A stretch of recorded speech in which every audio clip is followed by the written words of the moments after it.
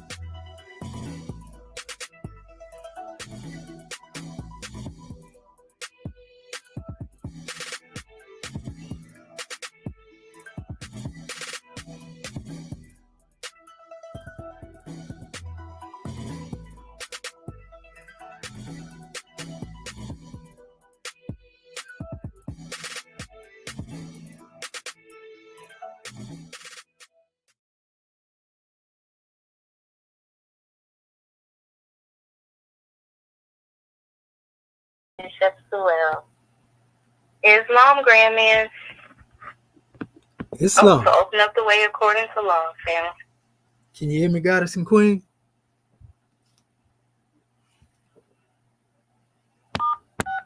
Unmuted. Islam. Can you hear me, Goddess and Queen?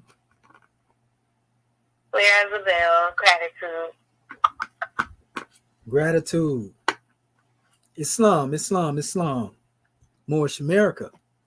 On the rise upon the 7 within the circle of justice, mercy, love, and right. And give all praises to the great God, Allah, Father God, Allah. And honors to His holy prophet. Honors to our holy prophet, Noble Drew Ali, El-Hajj Sharif Abdul Ali, that is.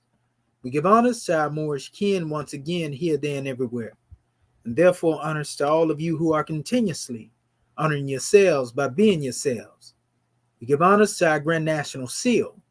We give honors to our Grand National Emblem, National Flag, Divine Constitution and Bylaws, and honors to all of you who are indeed a living manifestation and personification of everything that our Holy Prophet brought to make us a nation.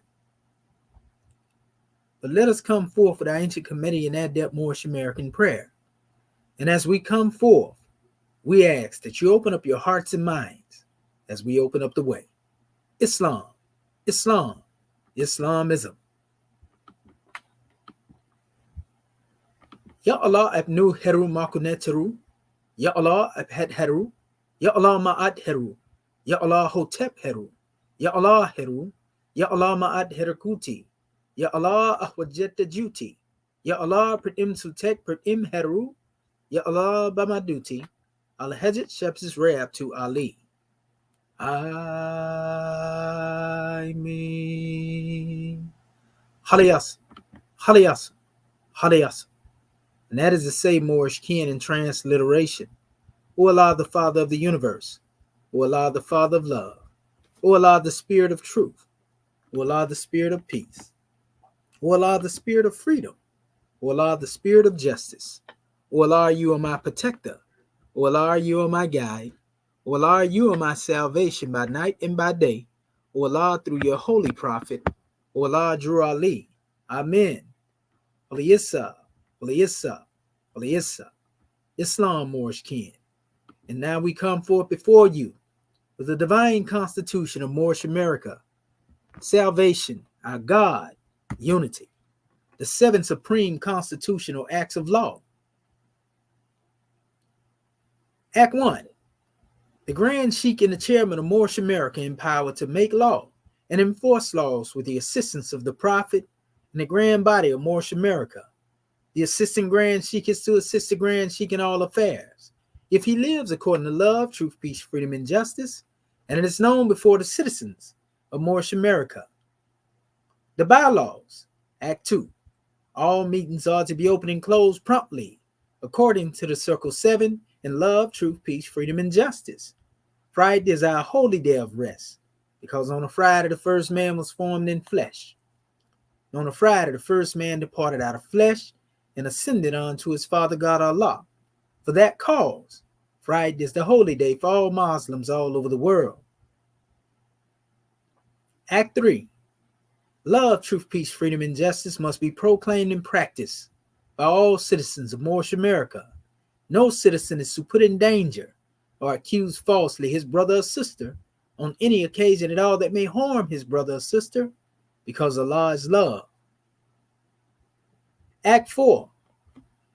All citizens must preserve these holy and divine laws, and all citizens must obey the laws of the government, because by being a Moorish American, you're part and parcel of the government and must live the life accordingly.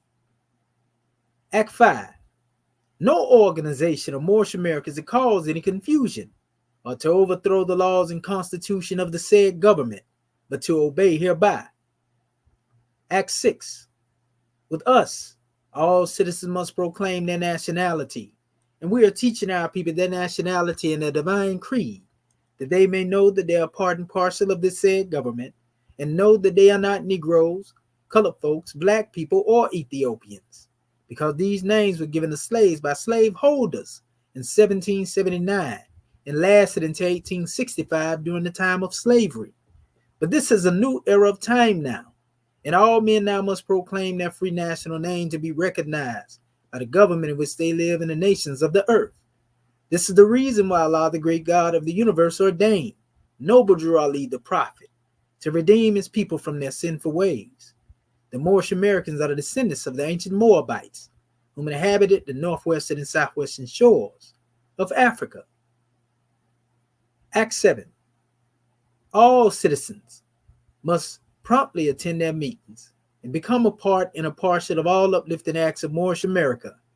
Moorish Americans must pay their dues and keep in line with all necessities of Moorish America, and then you're entitled to the name of faithful. Husband, you must support your wife and children. Wife, you must obey your husband and take care of your children and look after the duties of your household. Sons and daughters must obey father and mother and be industrious and become a part of the uplifting of fallen humanity. All Moorish Americans must keep their hearts and minds pure with love and their bodies clean with water. This divine covenant is from your holy prophet, Noble Drew Ali, through the guidance of his Father God Allah. Prophet Noble Drew Ali, peace and blessings be upon him, founding father and framer of the divine constitution and bylaws of Moorish America. And now that this meeting has been opened according to the triune acts, Acts 1, 2, and 3 in love, truth, peace, freedom, and justice, we say Islam, Islam, Islamism without the schism. Peace and love.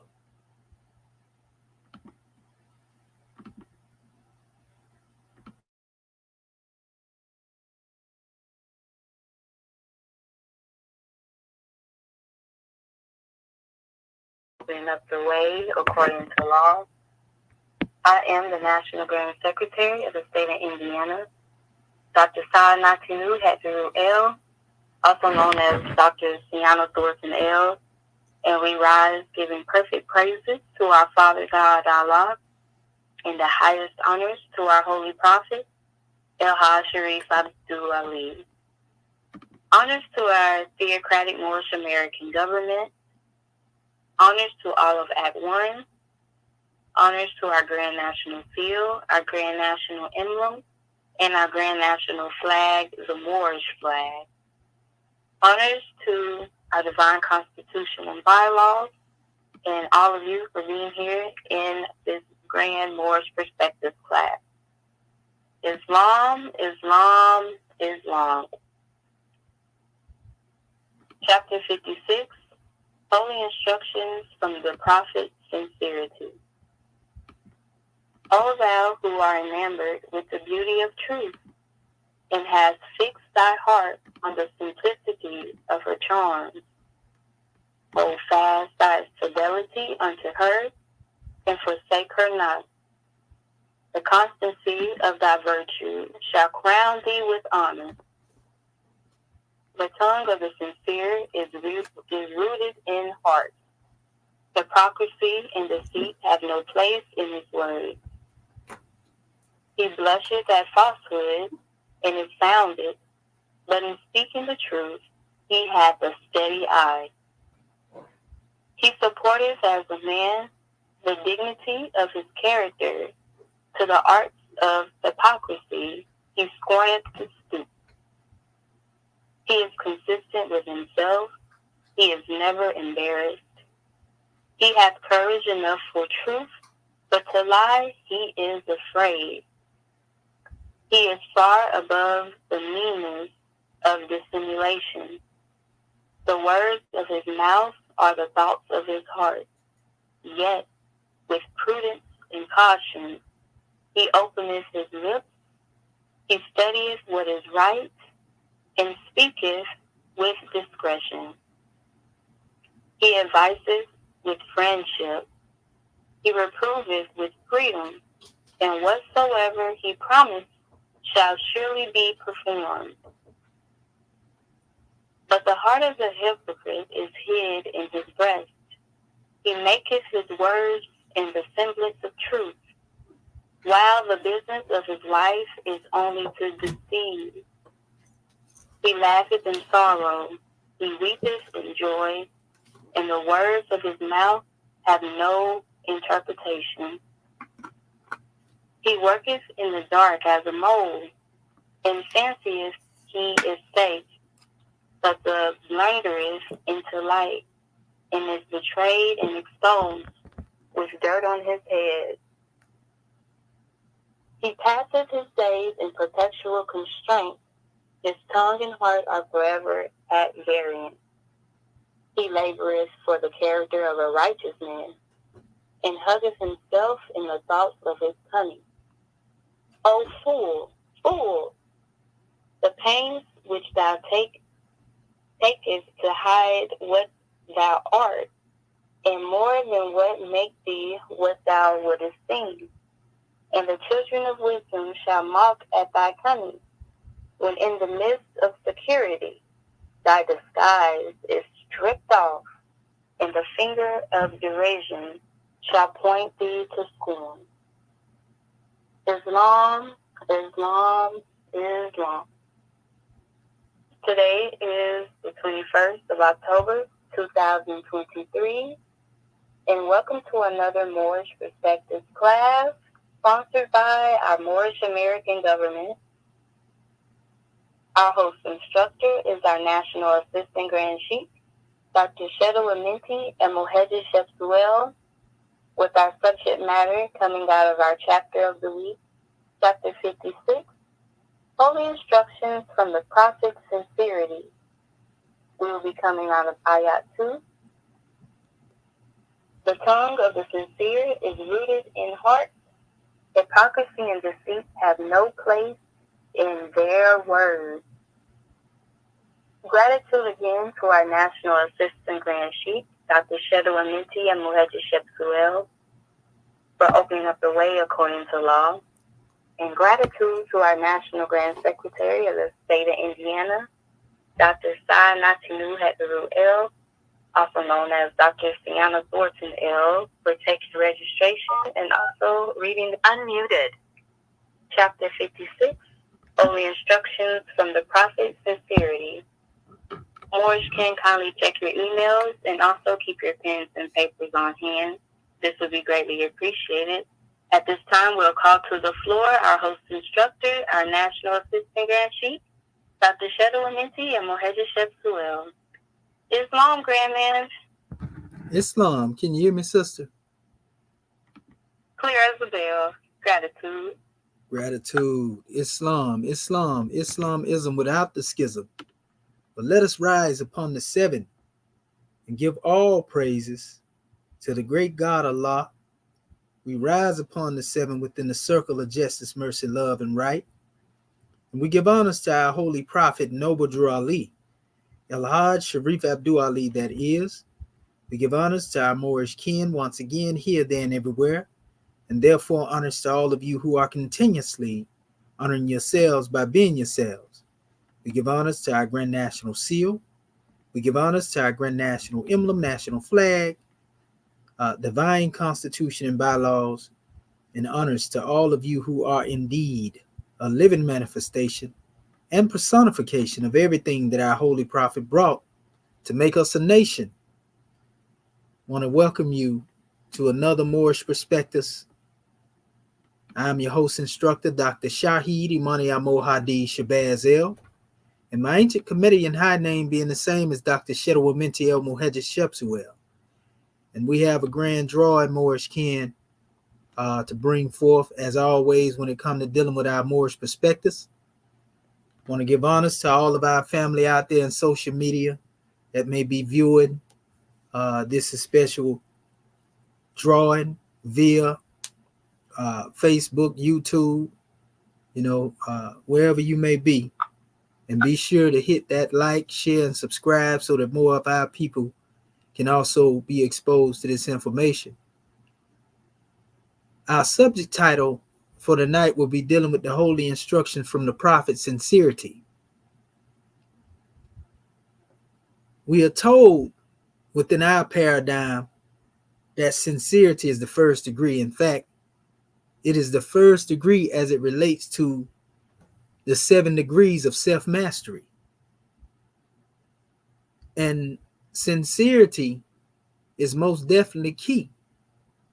There's a whole chapter dedicated to sincerity when we go into the teachings, of what it is that we represent, as a nation.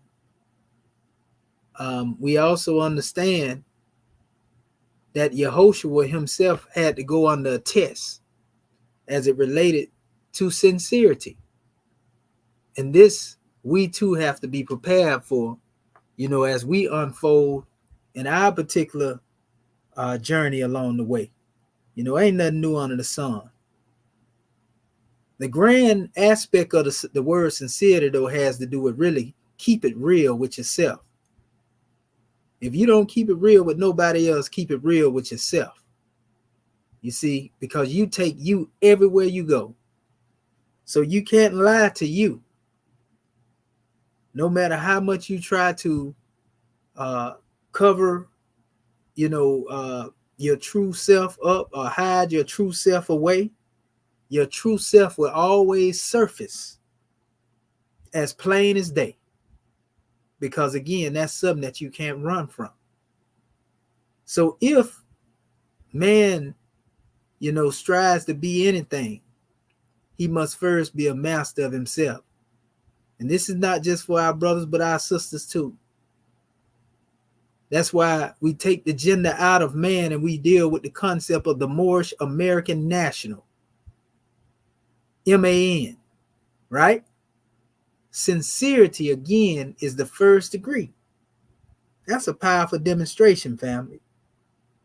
Now, all you got to do is reflect upon, again, the brotherhood test that our brother Yehoshua had to go through.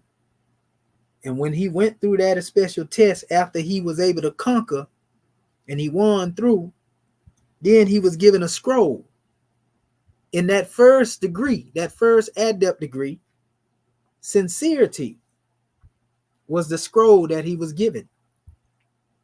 This confirmation or affirmation had to do more with the self.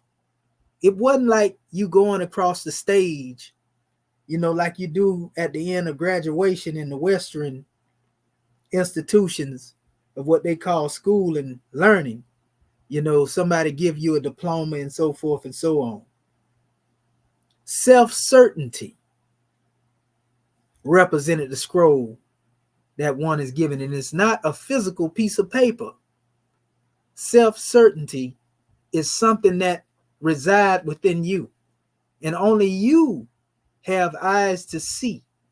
Only you have ears to hear. Only you have a heart to sympathize and empathize with everything that relates to yourself. I know that's hard. That's a hard one to swallow. We used to talking about other people and pointing fingers and, talking about how this person may not be as sincere as they should be, or this person ain't as sincere as they should be. This person fake, this person ain't, But when we talk about pointing the finger at the self, oh man, that's enough to make any demon flee. That's enough to make anyone run for cover. So it's going to be a little similar talk going on in here tonight, but we don't want nobody to take it personal, because we don't intend to direct what we say at any particular individual. We just speak it in general based upon our experiences, and we are trying to better ourselves. And we are basically encouraging our people to do the same thing. That's what we're talking about, family. It's a little pep talk, so to speak, right? When we go into this background, like we were speaking of Yehoshua, in order for him to become the circle as the symbol of perfected man, in order for him to become the 7, the perfect number of the perfect man, in order for him to become the logos and perfect word, he had to become the message that he brought. Perfection in one word has to do with perfection when the actions are in accordance with the words. So when your words are in accord with your ways, acts, and deeds, this is where the word becomes a perfect word, as opposed to you speaking of a thing and that not being who you actually are, that not being what your character is.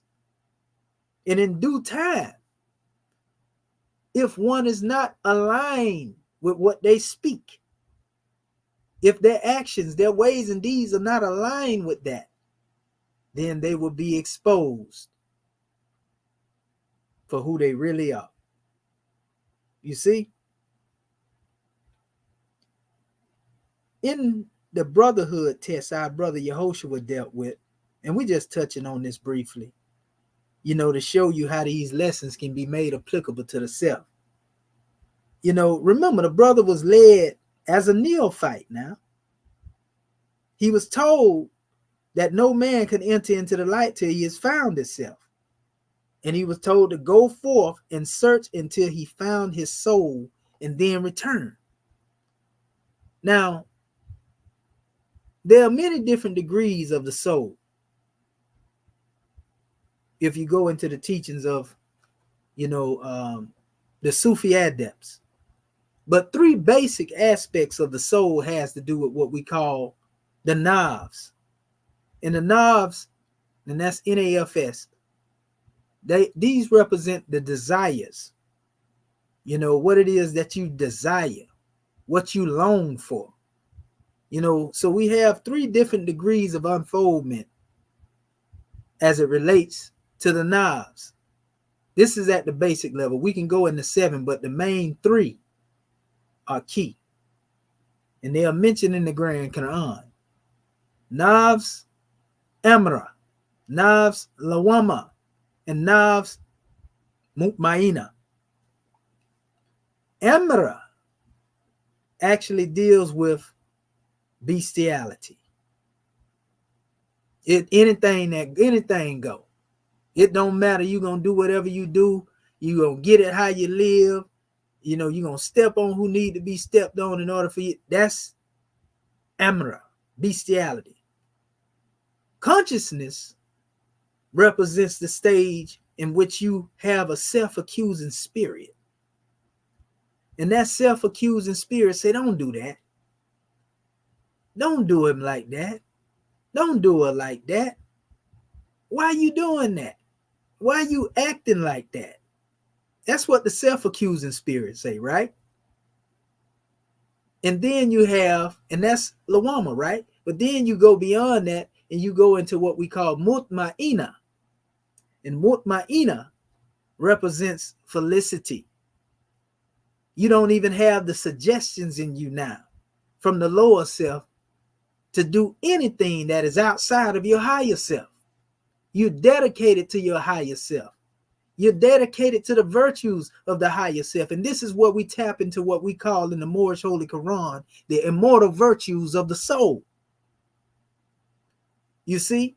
Because the soul is nothing more than the spirit vibrating not so fast. But when the spirit becomes garbed with that soul, and it deals with the plane of things made manifest, one becomes sluggish because the soul is attached to the plane of things made manifest. And the soul loves what it can have based upon its own whim.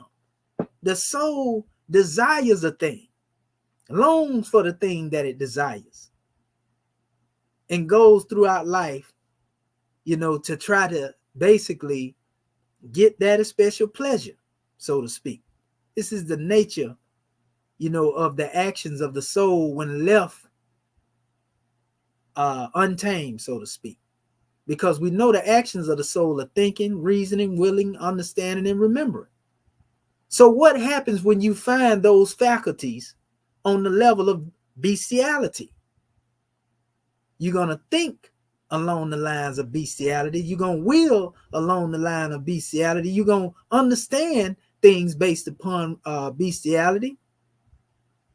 You're going to remember. You see, think, will, reason, understand, and remember. Everything will be dealing with what's on the manifest. This is where you will be. And it will show in your character to those who have eyes to see. It will bear witness from what you speak for those who have ears to hear. And they will know where you are along the way. So if you move up a rung on this 3-step ladder that I'm speaking of, that's found within the Grand Quran of Muhammad, or the Holy Quran, Sharif, or the Noble Quran, whatever name you want to use. But this second rung, or this second level, or this second degree, this 3-step ladder, right? This second level, if you are in a state of the self-reproaching or the self-accusing spirit, you are conscious.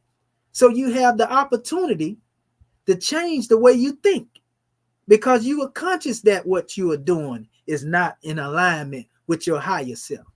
You are conscious of what you are doing is not being in alignment, with the divinity or the best part of you. And so therefore you have the mind to say, all right, I need to correct that. I need to stop acting like this. I'm out of law and I'm out of line. Right? And so you begin to think along this level. You can will along this level. Understand, reason, remember. Remember the source from whence you come. You are descendant as spirit man of God himself. The supreme reality that works through you, not a spook outside of you.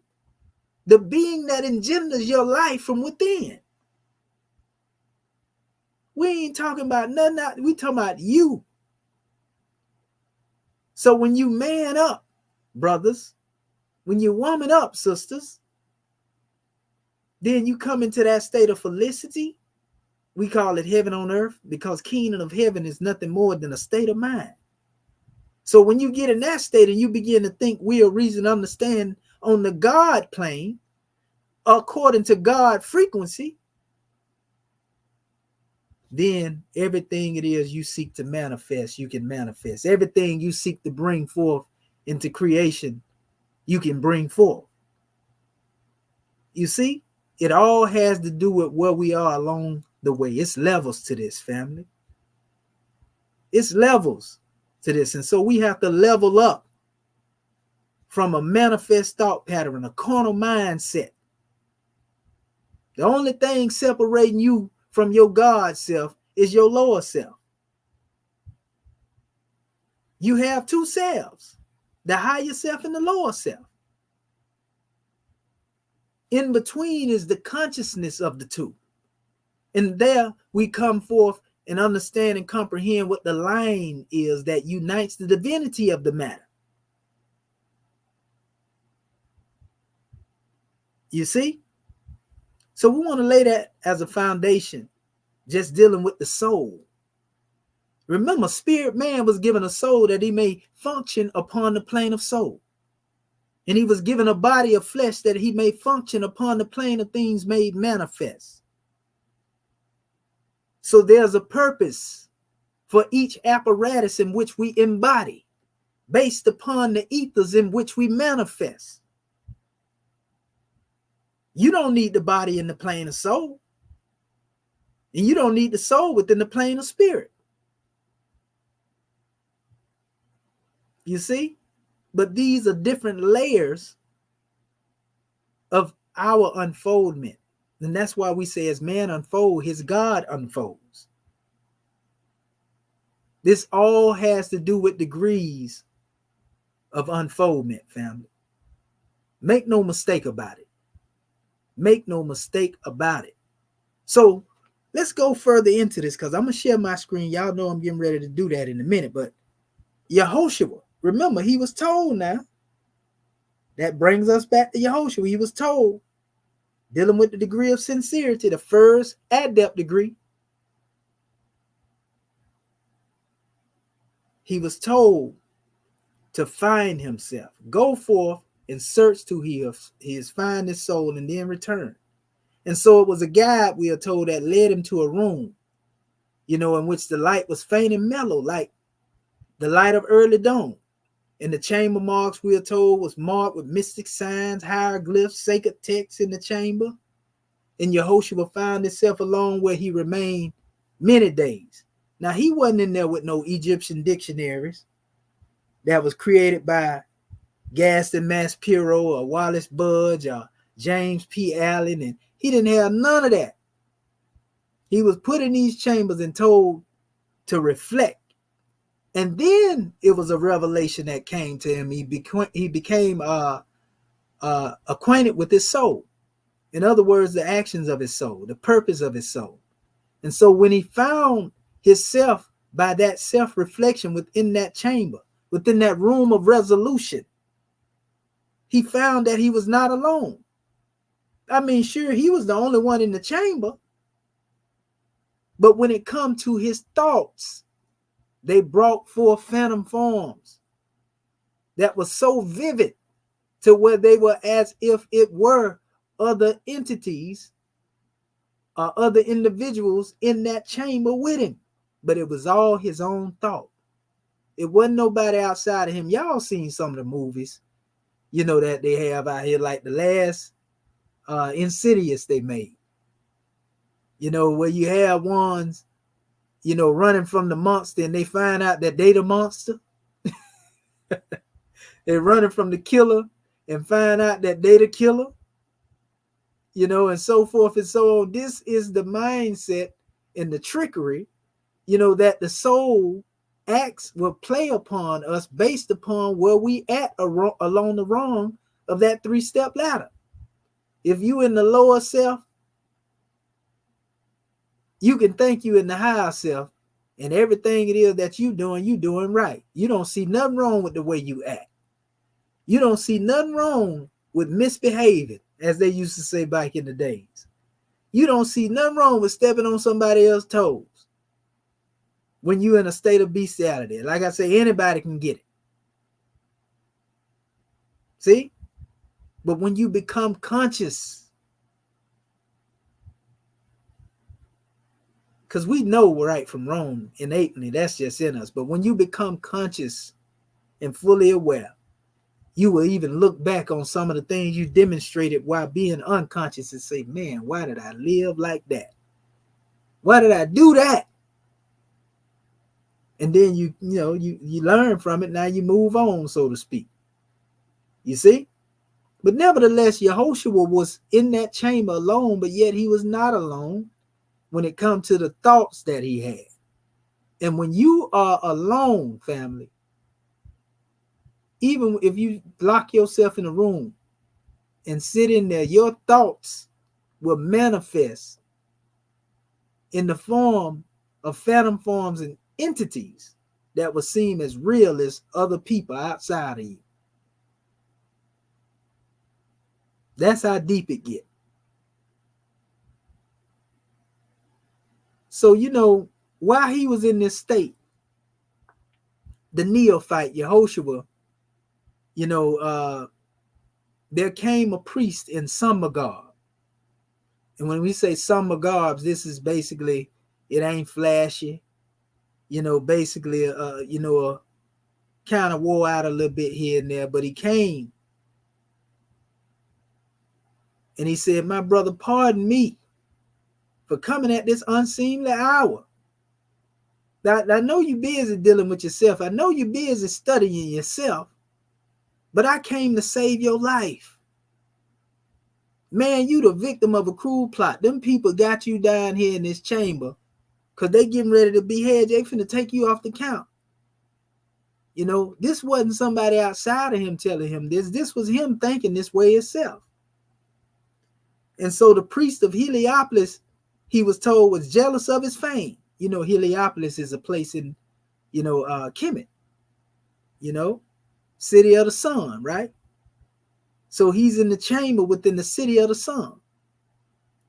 It says, and they said that you would never leave these gloomy crypts alive. You gonna die in here. They put you down here. It was all a trick to get you here. Somewhat similar to the story of Asa. And it was said, well, let's see who can fit best in this chest. And when he got in there, his brother Set closed it down on him.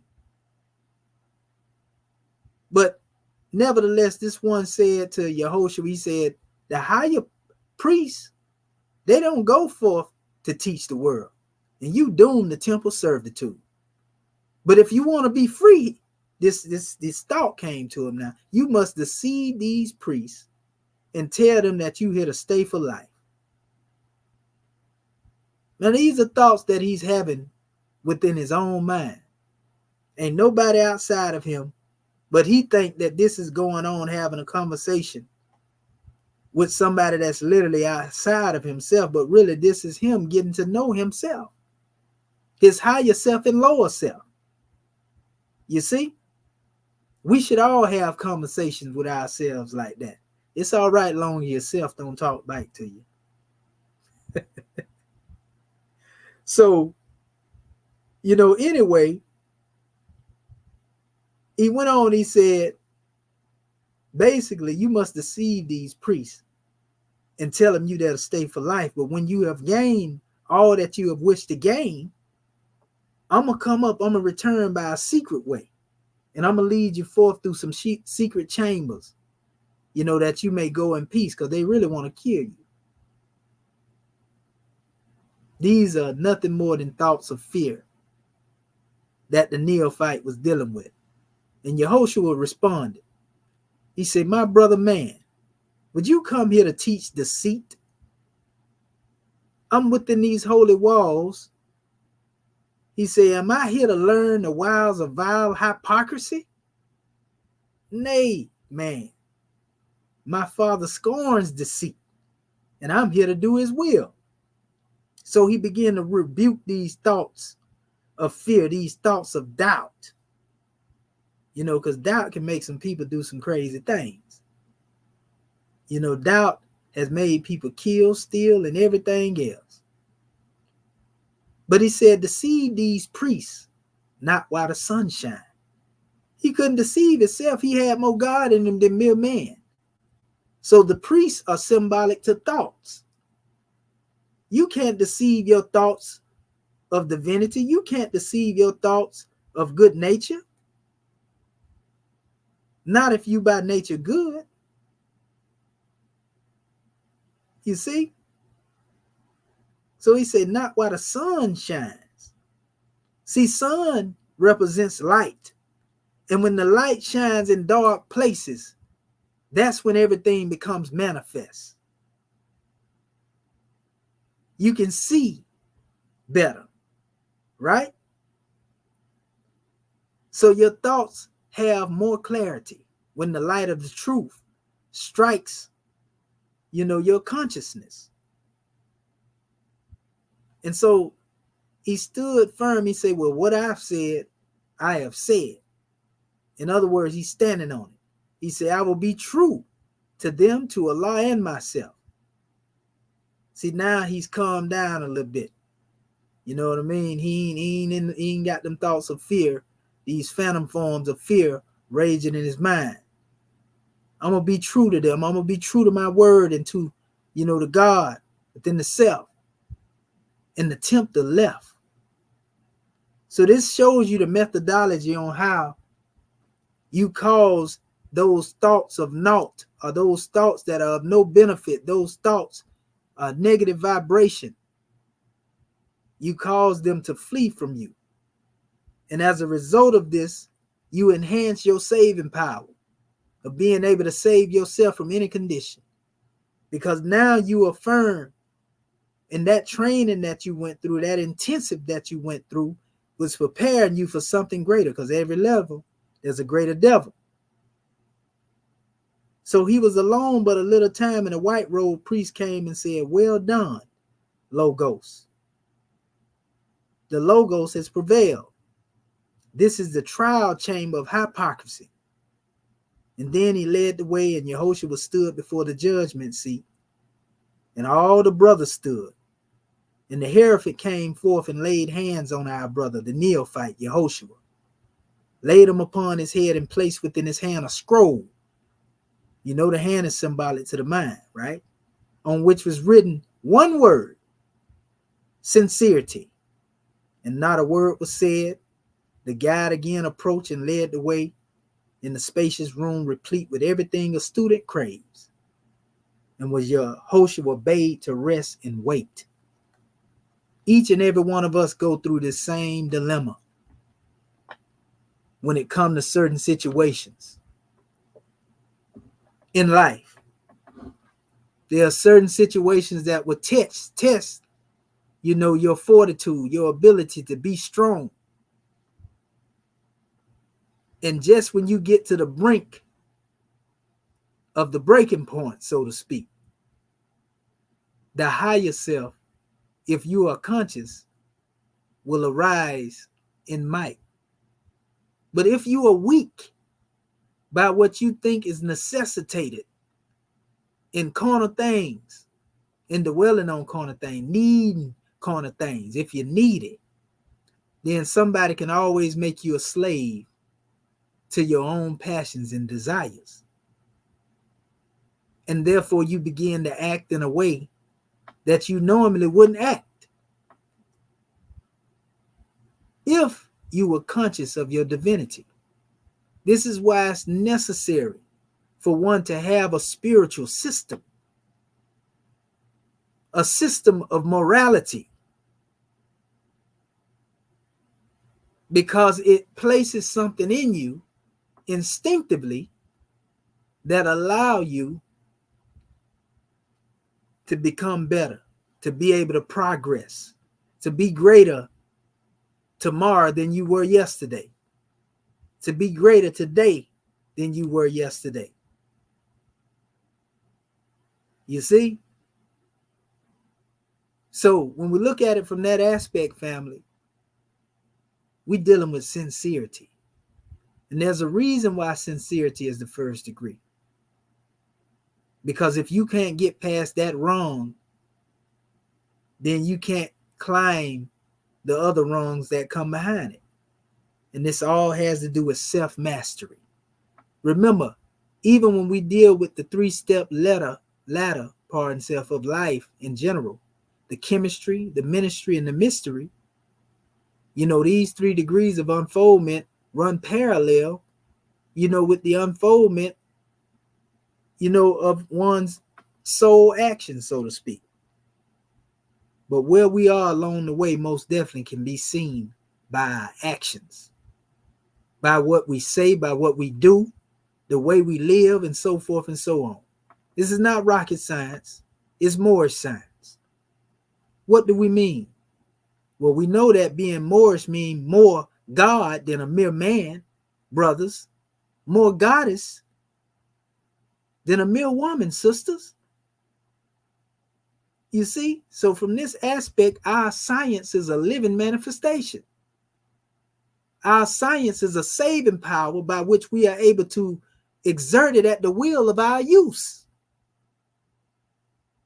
But you can't use it if you're a slave to sin. And we ain't talking about spookism when we say sin. We ain't talking about that biblical sin that they tell you, the original. We're talking about being insincere.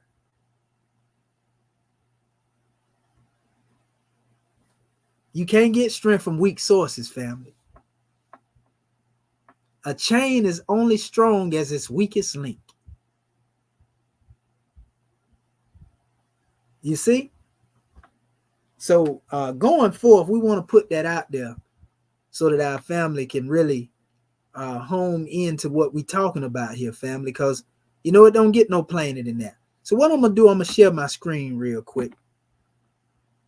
Now that we laid a foundation and we dealing with our present chapter, you know, as well, dealing with sincerity, you know, because sincerity uh, was mentioned in many different levels and degrees of unfoldment.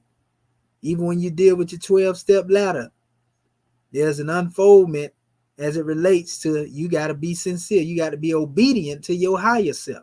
We ain't tell you to obey somebody outside of you or this gonna happen to you. And, you know, no, we ain't dealing with it like that right there. So I just want to encourage our family, man. Like I said, you take you wherever you go. You know, mine has died of contradiction, family. You take you everywhere you go. And if you don't check you, then who gonna check you? If you don't check you, who gonna check you? You already know some of us feel like we too grown to learn.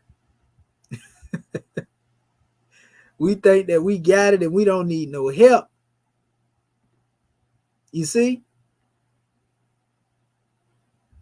And we even see that sincerity is actually the fourth wrong away from you being the God that you are when you get, you know, up into that 12-step ladder, even though it was the first degree in the 7 degrees. You see? So this is key.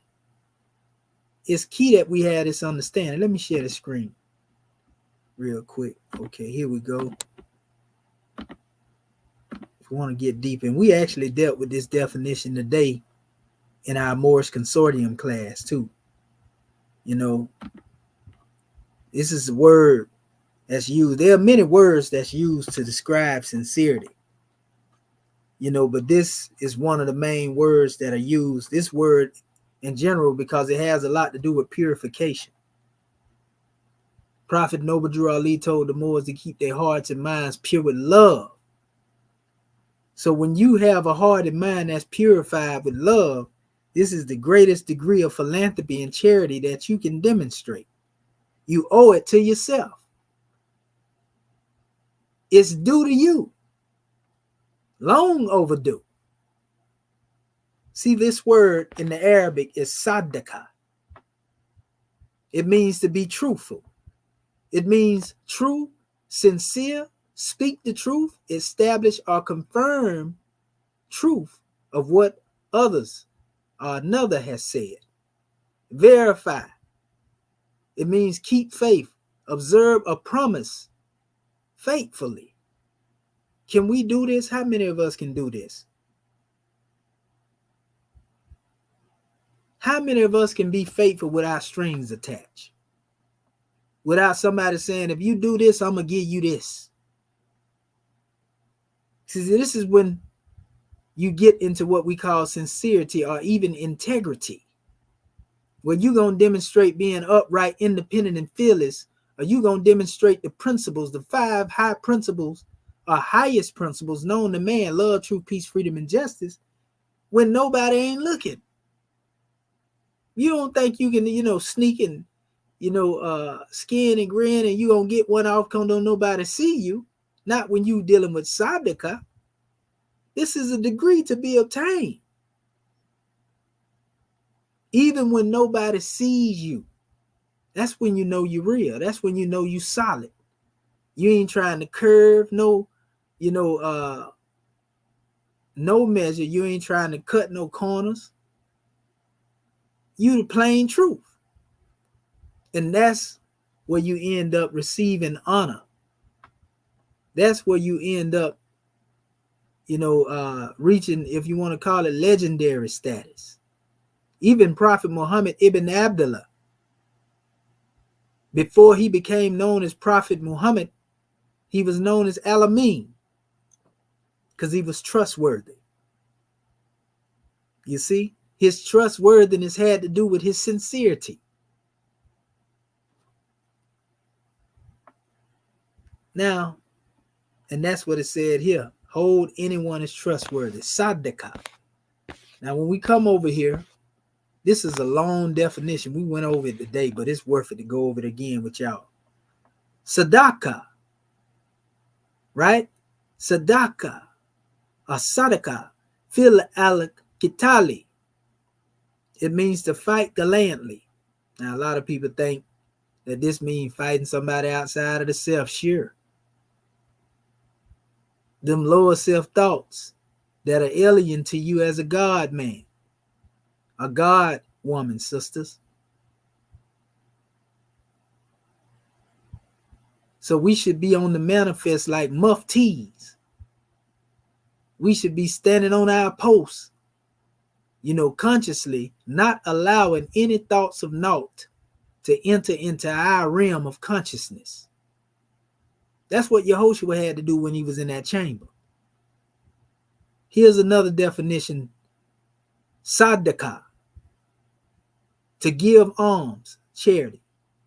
Sidkun, truth, veracity, sincerity, soundness, excellence in a variety of different objects.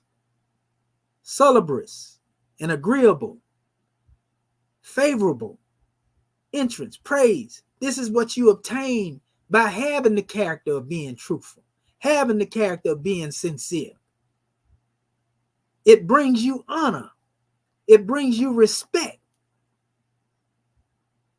This is the reward of being real. It ain't strange because prior to me coming into the knowledge of self, that would have been my religion, being real.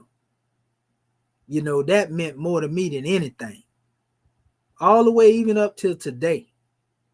This is something that was instilled, to where, I had in my mindset, I knew what being cutthroat was, so I wouldn't be cutthroat. I wouldn't do cutthroat things. If I gave you my word was what it was. Just like now, if I tell you something, I'm telling you exactly what it is. I'm going to stand on it.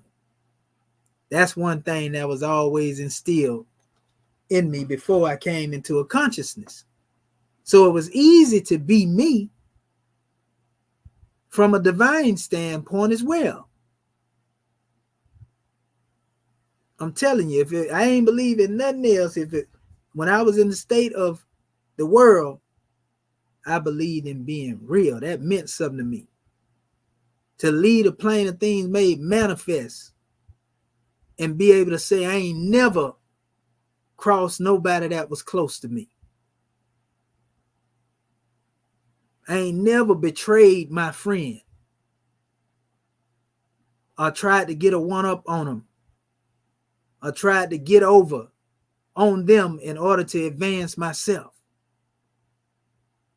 I'm talking about this was like literally a thought pattern of mine.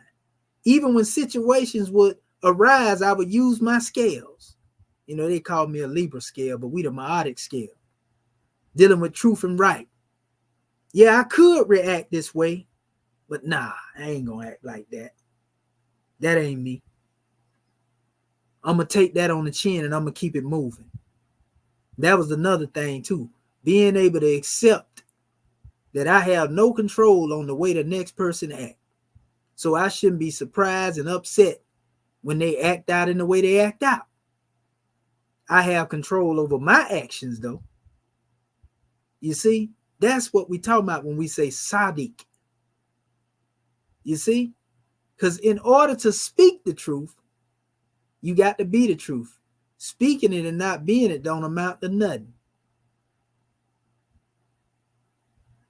So Sadiqun, one who is true and sincere, one who speaks the truth.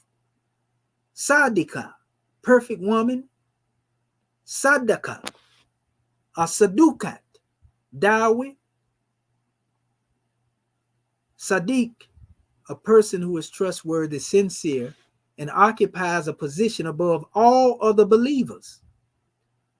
He is in a way possessor of the spiritual capacities of a prophet and to be followed as an example as a person of prophetic knowledge. He is looked upon as the spiritual descendant of the prophet. All of us should see ourselves in that light, not just one individual. All of us should see ourselves as descendants of our prophet, Noble Drew Ali. Y'all already know when you rearrange it, you get DNA. We see the NDA, Noble Drew Ali, but when you rearrange them letters, you get DNA. Because we have a spiritual DNA. They like to call it in scientific realms ghost DNA. Because it's so ancient, it can't be traced back to the source. Right? But yeah, one in this level is always the Khalifa, the vicegerent. In our Moorish Holy Quran, we call it Lord of the plane of soul, Lord of the plane of things made manifest. Islam, he is always the Khalifa or successor of the prophet, reformer, or sheikh. What does the word sheikh mean? It comes from the root shayukan, which means power. Prophet Noble Drew Ali said, if you follow his path, if you imitate him, then you will be loved as he was loved. That's what he said now. He said also that you will share power with him. Remember, that power we exert at the individual will of our use. It's a saving power that comes from our ancestors through the great God, or come from the great God through our ancestors. It is, it was, and evermore shall be. Living through you and me. Why do you think we here right now? In this time and climate? Why do you think we're here during this cycle age? We are the cohesion of all of those who came before us. We are the return of the ancient ones. It's just in us to be what's in us. So it goes on, it says, after the death of prophets, their missions are carried out by Sadiqs, as was Abu Bakr Qaddama Siddiq. Strong and honorable footing, a footing of firmness, precedence, a truthfulness, going forward with truth in words and deeds, with complete sincerity. It's hard for people to be sincere now. It's hard because they can hide behind social media. They can hide behind, a whole multitude of different situations. So the world really don't pay attention too much to character. In fact, they think, man, you keep thinking like that. Keep thinking about being moralistic and upright. I had one cat tell me one time, we were working, and I said, brother, you do unto others as they do unto you. He responded to me, said, no, you do unto others before they do unto you. He was a European, by the way. He was thinking, he's talking slick now. And that's just how the world think, though. I had to laugh when he said it.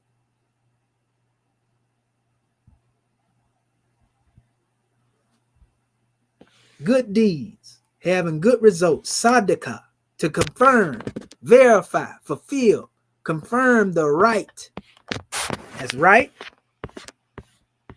and the wrong is wrong. How many of us can do that?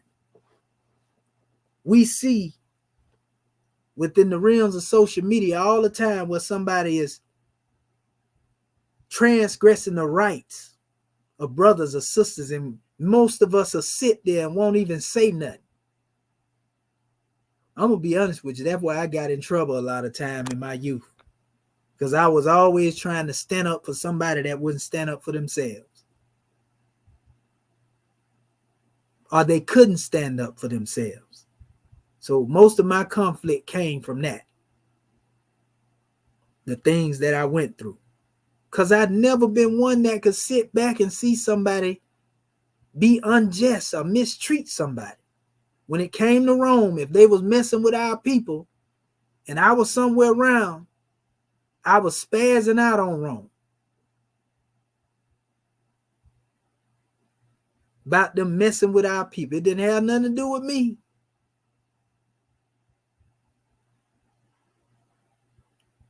But nevertheless, that's just part of the character, because certain things, being that my mindset and personality is geared toward truth and right and justice when it comes to the Dendera, the stations of the stars, it won't allow me to see some unjust things going on and just let it go. The personality or the nature, of my being won't allow me to sit by and allow somebody, sit by idly, allow somebody to take advantage of somebody. I just can't do it, family. Some people be like, I mind my business. It's in my personality to try to change it. That's an Islamic principle too. If you can't change something with your hand, when it comes to the physical aspect, then try to use the pen. If you can't use the pen, then, at least have it in your mindset, your thought. And that's the least form of faith. To hate it within your heart that somebody getting took advantage of. So it says also the prophecies, which they contain about the coming of some future prophet or reformer, future revelations becoming true. The teachings which they gave were true. Claims of those books and prophets about their divine origin were true. When, however, the Holy Quran uses the word in the sense of confirming and fulfilling the prophecies contained in them, it is followed by the proposition, lam, as in verse 241. That's chapter 2, ayah 41. Hence is the translation conforming the prophecies of the scripture, confirming them, which are already within you or with you, right? Sadaqatun, it says, whatever is given and sanctified to God's service is alms. Astaku, more true. Musadik, one who verifies, confirm, or bear witness to the truth. Sadak, to give alms. Again, Musadik, one who gives alms. And we can go on and on and on with this definition, but you already see what it is. The most charitable act that you can give to a people is the truth. Prophet Noble Drew Ali said, Moors, tell my people the truth. That's what he said. Be sincere. Be sincere. Tell my people the truth. And that's what get me into trouble a lot of times. It ain't trouble to me, but that's what put me in certain situations, because I'm straightforward with the truth. Being straightforward with the truth make people hate you. They hate to see you coming. They act like they all right with you. They'll say, yeah, what's going on? How you doing, brother? But soon as you walk and you turn your eye, cat. You know what I mean? When you the truth, they'll never say them things to you openly. You see?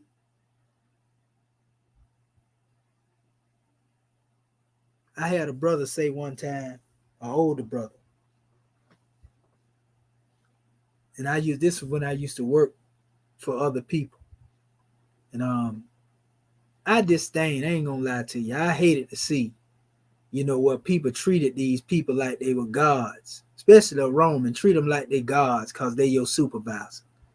To me, I always felt like you might as well go ahead and go get you a prayer rug, a musalla, and make salat in front of this individual, the way our people move in fear. Because that in which you fear more than the supreme being, to where you willing to compromise your principles and compromise what you stand on. If you willing to go to that extent, then you made them a god beside God. You made them a rival to God. This is polytheism.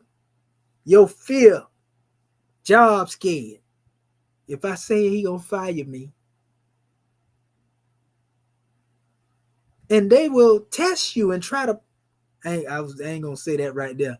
Let's just say that they gonna treat you like a pushover. I had one European say to me one time, we would all gather to get ready to get our assigned task for the day, and daybreak would be coming through while we waiting, and we would go off in teams to do the jobs we would do. And I would just be to myself most of the time, because that's how I move. I always be to myself. I speak more on here than I speak in reality. In most cases, I'm laid back, and don't say a whole lot when I'm dealing with different people in the world, unless I feel a whim to go into some truth, and then I may speak.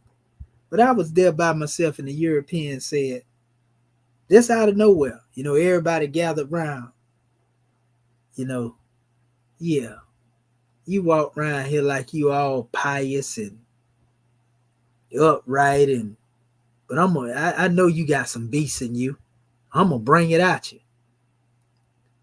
And him saying that, though I was quiet and laid back, in his mind, that intimidate people. When you strive to be who you is, be upright, some people feel offended. He think he better than me. No, that's what you think. Because I choose not to live like you live.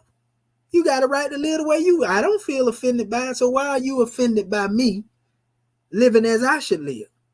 But I told that European, I ain't gonna lie to you, I said if I was anything like I used to be, I said I would have hit you in your mouth a long time ago. That's exactly what I told the European. And he was appalled, and he just got quiet. But he never came to me like that again. You know what I mean? And that's really how I was feeling. So I told him how, because that's just me. I ain't the type of person that's going to sit around you and think a thing about your actions and not tell you at some point of time if it come down to it. And that's what make individuals hate you when you stand on the truth to that extent. You see what I'm saying? Prophet Noble Drew Ali said, if my own mama ain't right, she can't get by. That don't mean I'm trying to put myself on a pedestal of condemnation. I'm just saying when it's time to address a matter as it is, I'm going to address it as it is when it's pertaining to me and my well-being, for my mental peace, because I know where you're going. I ain't trying to let you take me there. And see, the problem is a lot of us like to ride alone and go along for the ride. The next thing you know, you get in uncharted territory and can't find your way home. Because you have fear of being truthful. You have fear, oh, I'm going to hurt his feeling. They don't care about hurting yours. Oh, how dare you? All type of foolishness.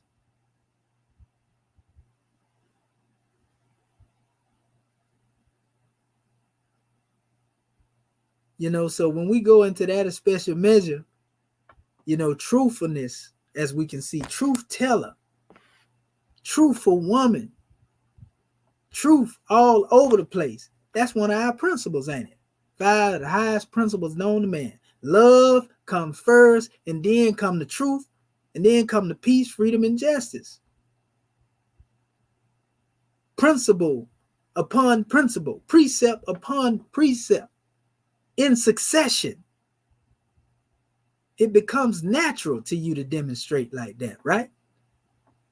Ain't got nothing to do with being holier than thou or somebody else being holier than you. You got to raise your vibration. You got to step it up. So yeah, it goes on. Y'all see what it is, confirming, being truthful, giving that good charity, and so forth and so on. And that's not the only word dealing with being true. It's a whole bunch of words in here. If we were to go through the book, we can find a whole bunch of words, in here in relation to dealing with the truth. They all up through here. See? So once we understand, family, how to be real with the self, then we understand exactly what it is Prophet Noble Drew Ali was telling us when it comes to these chapters, or these holy instructions. You hear him all the time when somebody get ready to get on the stand. Do you swear to tell the whole truth and nothing but the truth, so help you God? And they gonna say, all right, if you don't tell the truth, then we're gonna lock you up for perjury. So now you under the fear of man, you'll go up there and tell on everybody and your mama too. Oh man, seems like the only time we can be truthful is when somebody using the truth against us. When the truth bury us, or the truth brings harm to us, it seems like that's when we want to be truthful. Ain't that something? That's the time you should be silent, ain't it? But everybody got an opinion when it's consequences on the table. How do you think it was necessary, to Judas to think, all right, I'm gonna take them 30 pieces of silver.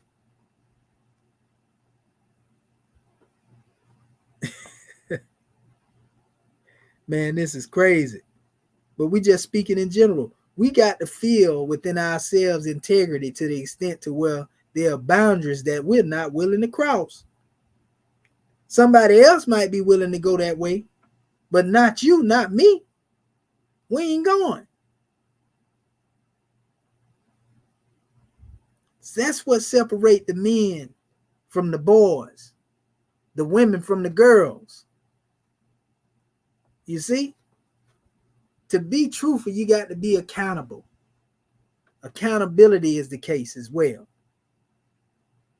Many of our people don't want to hold themselves accountable. We hear people say it all the time, but that's the truth. That's why when we go into our chapter, we were told, O thou who are enamored with the beauty of truth, right? And has fixed thy heart on the simplicity of her charms. It's talking about the truth like it's a goddess. Hold fast to thy fidelity unto her. It says, and forsake her not, and the constancy of thy virtue shall crown thee with honor. It's telling you what's going to happen if you embrace, this truth. The tongue of the sincere is rooted in heart. Hypocrisy and deceit have no place in his words. That's the ayat we drew from. He blushes at falsehood and is founded, but in speaking the truth, he hath the steady eye. You ever seen somebody, they speak the truth and you can tell they speaking that truth, not only by the vibration and the way they bring it, but the way they look you in the eye when they tell you. That's different. It says he supported as a man, Moorish American national, the dignity of his character, to the arts of hypocrisy he scorned to stoop. He is consistent with himself and he is never embarrassed. He ain't got no reason to lie. He ain't lying to kick it. Never embarrassed. He hath courage enough for truth, but to lie, he is afraid. See, when you truthful, you upright, you really living like that, your fear is not what's going to happen to you if you don't tell a lie. Your fear is what's going to happen if you don't be truthful. It ain't got nothing to do with what somebody outside you going to do to you. It has everything to do with you. It states as well, it says, he is far above the meanness of dissimulation. The words of his mouth are the thoughts of his heart. Yet with prudence and caution, he opened his lips in study of what is right and speaketh with discretion. He adviseth with friendship. He reproveth with freedom. And whatsoever he promised shall surely be performed. If he say it, he gonna do it. If he talk about it, he gonna be about it. It says, but The heart of the hypocrite is hid in his breast. He maketh his words in the semblance of truth, while the business of his life is only to deceive. He laugheth at sorrow and weepeth at joy, and the words of his mouth have no interpretation. He worketh in the dark as a mole and fancies he is safe, but he blundereth into the light and is betrayed and exposed with dirt on his head. He passeth his days in perpetual constraint. His tongue and heart are forever at variance. He laboreth for the character of a righteous man. He want to look righteous. He want to demonstrate that he's righteous, right? And huggeth himself in the thoughts of his cunning. He think he's smart. Think he 3/4 of slick, lacking $1. O fool, the pains which thou takest to hide what thou art are more than what would make thee what thou wouldest see. And the children of wisdom shall mock at thy cunning, when in the midst of security thy disguise is stripped off, and the finger of derision shall point thee to scorn. Get thee hence, you have your reward. So none of us will want to be seen as the munafiq, a munafiqun as they would call it in the Grand Quran, the hypocrite. None of us will want to be looked at in that light. I'm telling you, this is powerful, family. But you see how one word has many definitions when you're dealing with trying to explain certain measures.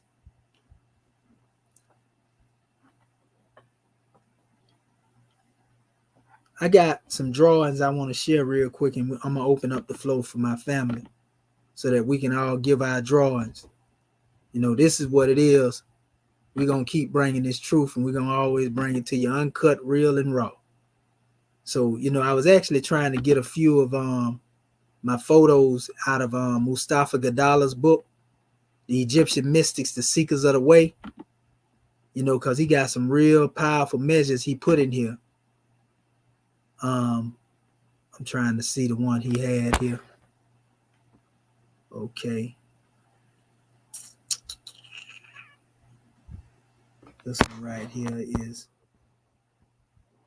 I'm going to blow it up so y'all can see it. I want to get the first one.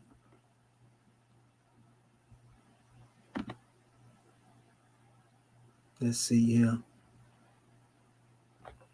Okay. That still ain't the one I'm looking for.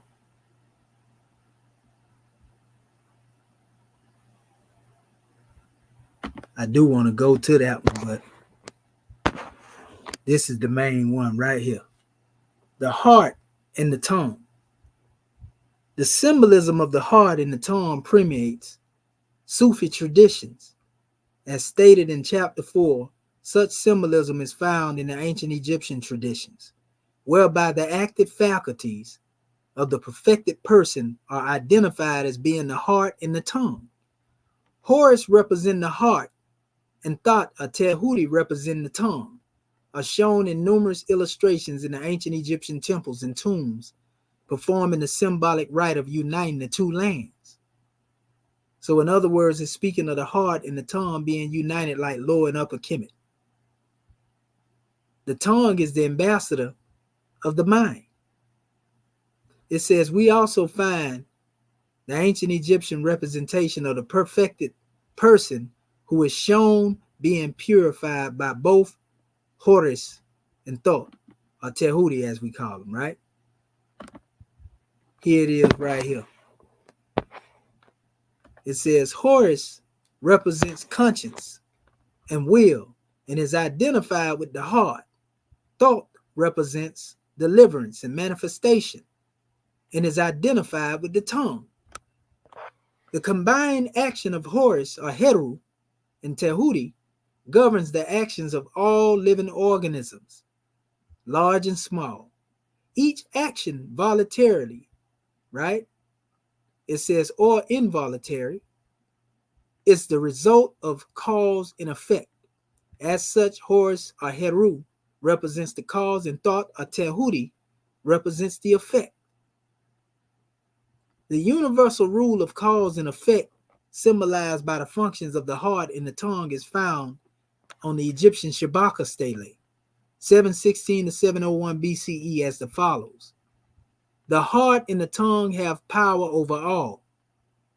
The Neteru, gods, all men, all cattle, all creeping things, and all that lives. The heart thinks all that it wishes, and the tongue delivers all that it wishes. Didn't I just say that the tongue is the ambassador of the mind is the seat of conscience? This is the true heart, not the blood pumping organ in your chest. The above and several other Egyptian texts attest to the concept of animism, that all things in the universe are animated, energized by life forces, which scientifically concur with kinetic theory. Animism is also an essential element in Sufism. More about animism in Egyptian cosmology, Animated Universe by Mustafa Gadala. So once we understand this, then we see the real symbolism, in relation to Heru and Tehuti having a rope and they are tying off. They call this Samai Tawi, the uniting of lower and upper Kemet. All of this has to do with the heart being in conjunction with one's life works, your ways, your acts and deeds. If they are at variance, then there is no tie. Communication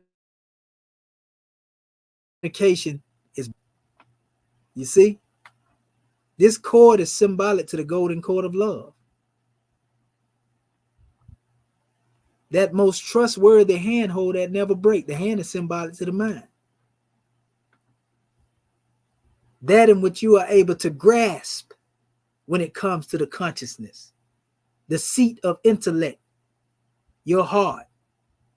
That in which you are willing to grasp, you can express most effectively.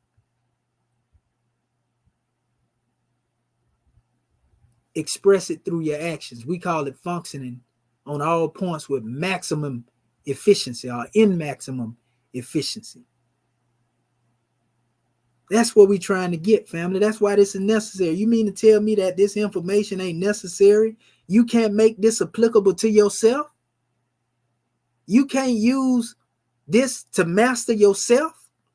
Because we're not here to stand on the pulpit and say, God said you going to hell. And no, we don't demonstrate like that. We standing up here, man, telling our people, you need to go within the self and study.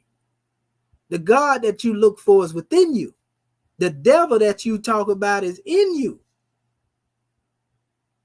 You see what I'm saying? We ain't dealing with no spookism now. So whatever you allow to rule your heart and mind, this is what becomes your God. This is the altar you begin to worship at.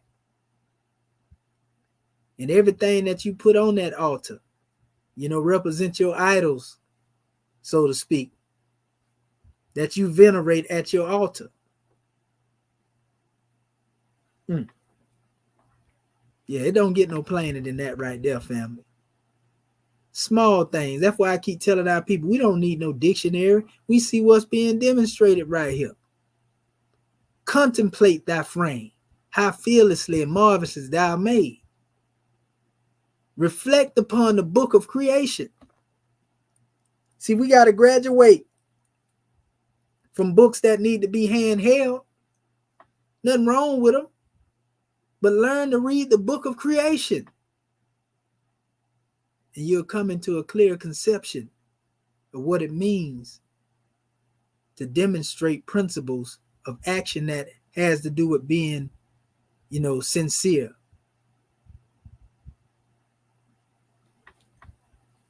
So sincerity is indeed the first degree. Minus doubt or contradiction, family. You know, I got another measure here that touched on a few more things coming from the exegesis of the commentary here.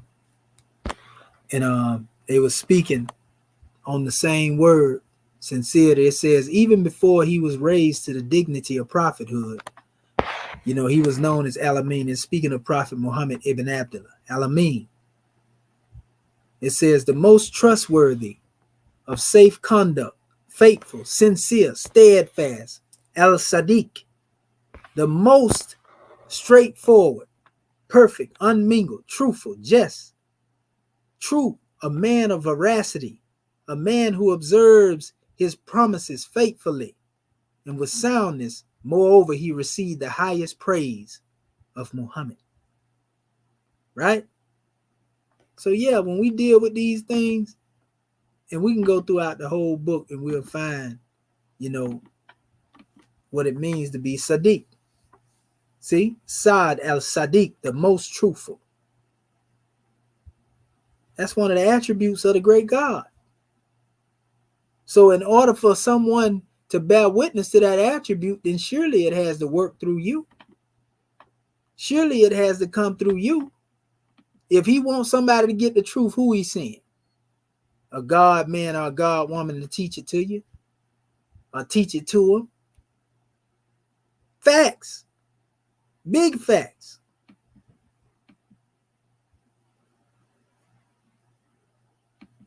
I mean, we can go on and on and on, you know, but y'all got it. So I ain't got to use the hammer of repetition, you know, to beat your brains out. You know, we'll just, you know, put it out there as it is. You know, we just want to emphasize this because we got to learn how to be truth to ourselves. And then we can be true to others. See? But you can't give what you don't have. That's another thing, too. You can only give what you have in you. If you're a liar, and that's just the way it is, you know, you got a lot of work to do. You know what I mean? Don't mean you can't get there. You just got a little more work to do if you have went throughout life lying to yourself. Thinking you were lying to everybody else, but you were lying to yourself. You know? So, you know, that's my drawing. I just want to say gratitude to my family, you know, who demonstrate being upright, independent, and fearless, you know, who are here to really uplift fallen humanity and teach our people, you know, guide our people, uplift them, you know, embrace them where they are and take them where they need to be. You know, that's what it's all about, family. We all striving to be better than we was yesterday, today. And we'll be striving to be better than we are today, tomorrow. This is what light is spent to build, the temple of perfected man. You see? This is exactly what we're talking about, family. So what I'm going to do at this particular time, I'm going to open up the floor. But what I'm going to do too, just in case some of our family may want to come on, I'm going to throw this link down here. And we'll let some of them come in here and get a measure too. If they so choose to, you welcome. You ain't got to worry about me going, you know, trying to kick you off because of disagree. We don't do that over here. You know, we simply talking about instructions on sincerity. How can sincerity be used in order for us to build ourselves up as a nation and a people? How can being trustworthy, you know, be that which is needed in order to allow us to really become a nation? Because you ain't going to want to build with nobody you don't trust. So that being said, we're going to open up the flow right now. *6 your phone, family. If you're on the conference call or you come forth, you know, that's sitting on the board, our panel, either or. Islam. Yeah. Islam, my brother. Peace and love. Islam, my brother. Peace and love to you as well, Uncle Justin, Divine Minister, Dr. Abdul Hakeem, Sincere Bay, Oregon Consul General. Again, I rise giving perfect praise to Allah, honors to our prophet, Prophet Noble Jurah Ali, El Sharif Abdul Ali.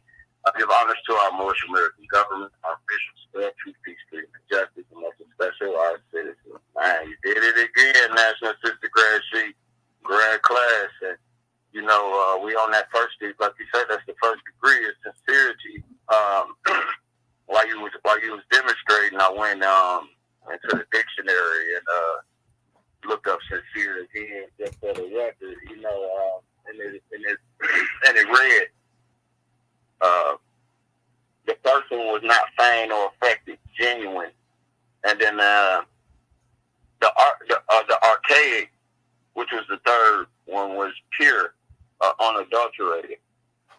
You know, when you think about that archaic and it says pure and unadulterated, in the holy instructions from the prophet, you know, it teaches that purity must lead the way for love. And so our prophet also teaches us in Acts 7, we must keep our hearts pure with love and our bodies clean with water.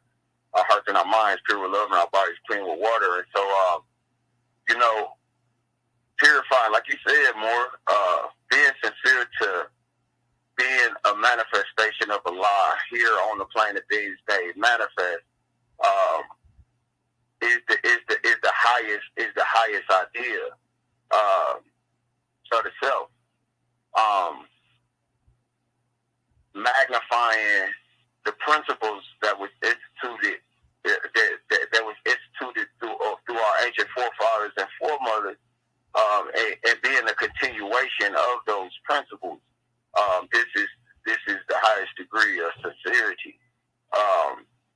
And you know, like you say, it's a work every day. I remember Shatat Rahman El used to always say, you know, it's gonna always be there. That Lord self is gonna always be there. But we have the power to put that demonstration underneath our feet. And he said, Shatat Rahman El say, if you slip, that's all right. Get back up and make that speedy reparation. I think one of the things of being sincere is we have to be, like you say, be just total sincere with ourselves and be willing to forgive ourselves first, that we can move on past whatever mishap or whatever may have you know, that occurred, that made you second guess the sincerity of the self. And so it's just truly an honor, more, you know, to be able to be on the platform, to be able to get these holy and divine teachings, and to cultivate the spirit. You know, this is our food from our native plane. This is all coming from spirit, and we are more spirit than we are human, and that's what you demonstrated. And I just wanted to give you honors for this class because it was definitely grand, and that's my portion of the understanding. Gratitude for allowing me to speak. Peace. And gratitude for the measure, brother. Peace and love. Want to give honors to our family too for checking in out there in YouTube. Brother A Bay, Terrence the Great, the Hunter, Divinely Black, Born Dog, JJ 7000, Noble Brian, Bay Brothers, Mary Buntus, honors to you, Keys, honors to you, Marquise, all of you brothers, honors to all of you for checking in. Islam, any other more who would like to give their message? Islam, Brother Muhammad Bey. Gratitude, National Sister Grand Bay, Consul General of the South Carolina Consulate. First, let me rise in praise of our Father God, Allah, who is the best known and ranger of all things, and give the highest honors to His holy prophet, our holy prophet, Noble Jurah Ali, who is the last prophet of this new era of time. Now, I want to give honors to our Moorish American nation, our Moorish American government, our grand national seal, our grand national emblem, and our grand national flag. And I want to give honors to absolutely everything more. Should give honors to those that spoke before me and those that will speak after me. Much love and honor to you, grand man, for giving freely that which your Father God Allah has given unto you. Islam and gratitude. We love you for all that you do. Grand magnanimous class is always grand, man. Dealing with this word sadaqah, being Sadiq, so to speak. You know, when I think about this, being a Moorish American and being an adherent to the teachings and lessons of Prophet Noble Drew Ali, the Prophet said, imitate I, your Prophet. He also said that every word that he spoke was spirit. And we know that that spirit was the spirit of the truth. So when we're going into this thing about the tongue of the sincere is rooted in the heart. Wow. Again, Moorish science. We are taught by our beloved Prophet Noble Drew Ali that thought is the cause of it all.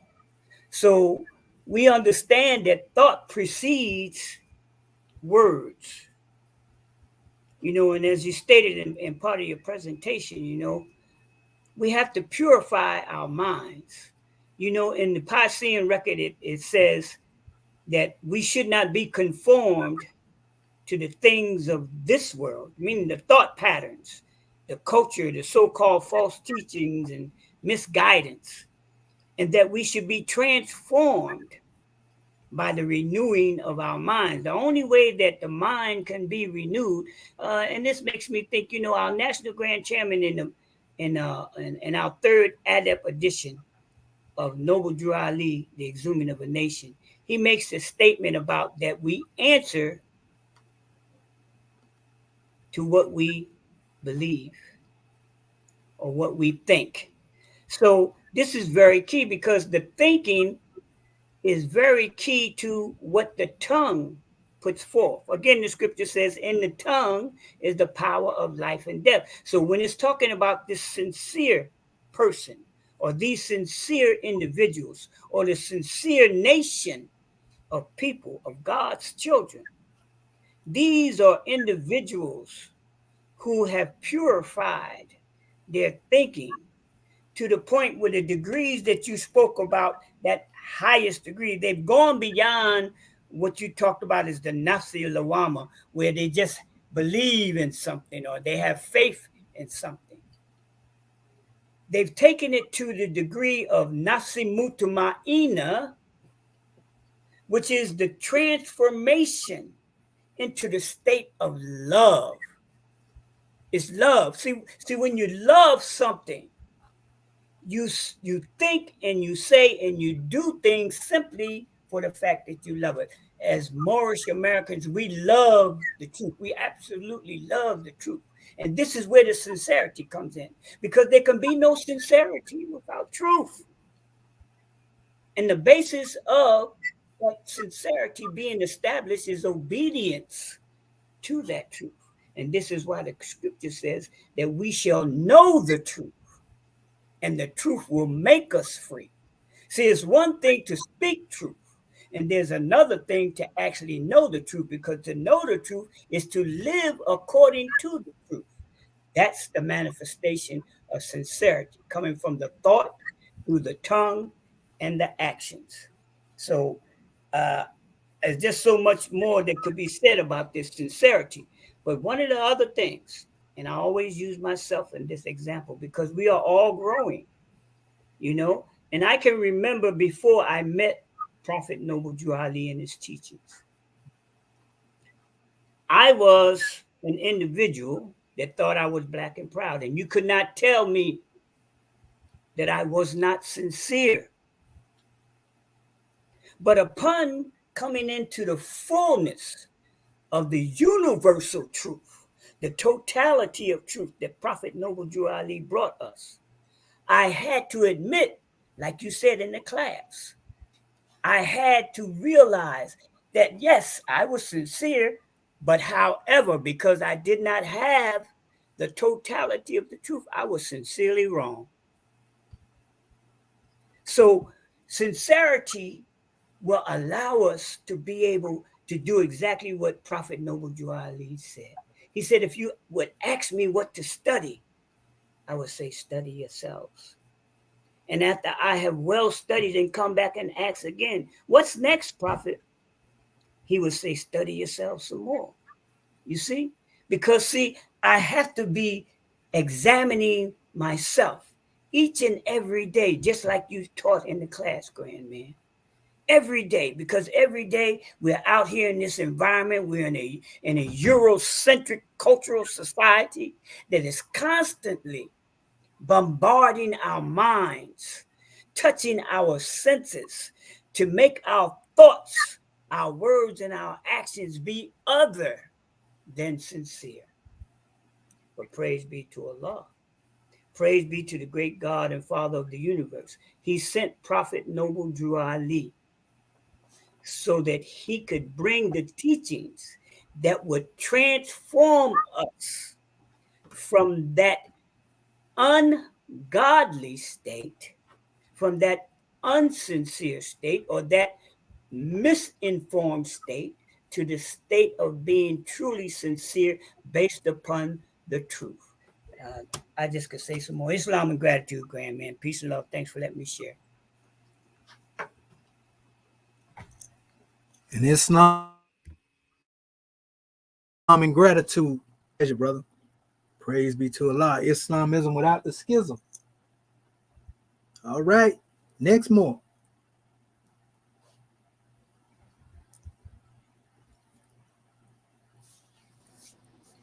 Islam. Islam, brother Marvin Nathaniel Bay. Gratitude, Dr. Shedua Mitia Moeti Sepswell, our host of this most powerful Moorish Perspectives class.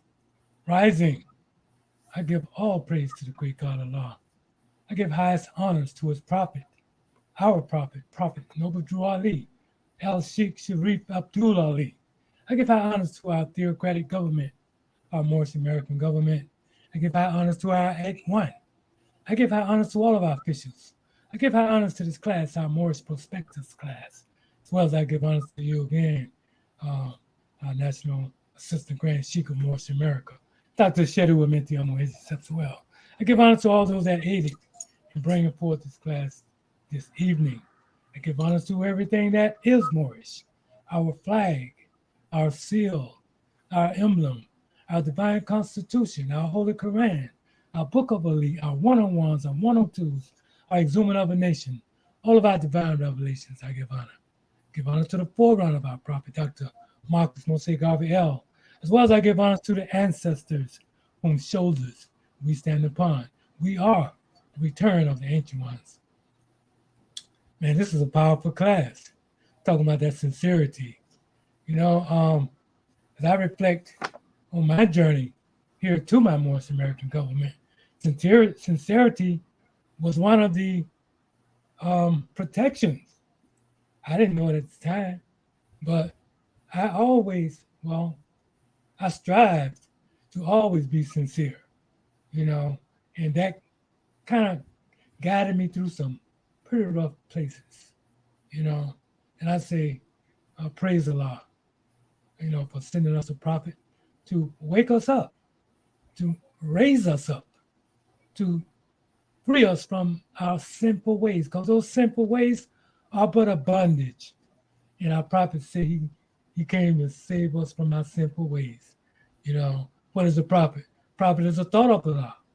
You know what I mean? What is the purpose of a prophet? To save nations from the wrath of Allah. And here we are in this Moorish American government standing up. You know what I mean?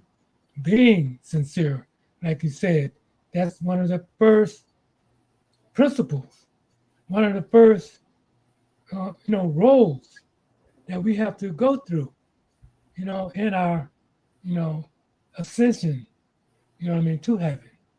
We know heaven is a state of mind. This is where we want to be. We want to walk daily, hourly, by the minute, moment to moment, You know what I mean? In that sincerity. Because when we go otherwise, then we become a hypocrite. And woe to the hypocrite, as our brothers used to say back in the day. Um, Dr. Minister Farrakhan used to have some heavy teachings on that. Woe to the hypocrite. So, yeah, I'm just grateful for being here in this Morris American government to bear witness that there is no God but the great God Allah. You know, and and I was going into different lessons in the Quran. I mean, talking about that soul and the soul action, the soul of a man. You know what I mean? And you talked about how that soul, we often mention the actions of the soul, the thinking, the reasoning, the willing, the understanding, and the remembrance. Remembrance, always remembering who made you, who made me, the great God, Allah. I mean, it's just so beautiful being a part of this binational movement, because this is what it's all about. As we uplift ourselves, we are in position to uplift others by bringing them the truth. And it is the truth that will make us free, you know. And so, I'm not going to, tarry. I'm not going to just, you know, hold everyone in captivity. You know what I mean? And I can't do that because the truth is freeing. You know what I mean? We are free. That's another one of our principles: freedom, love, truth, peace, freedom, and justice. You know, and so that should be sufficient from my point of view to bring forth about the truth. I mean, the truth, stands on its own.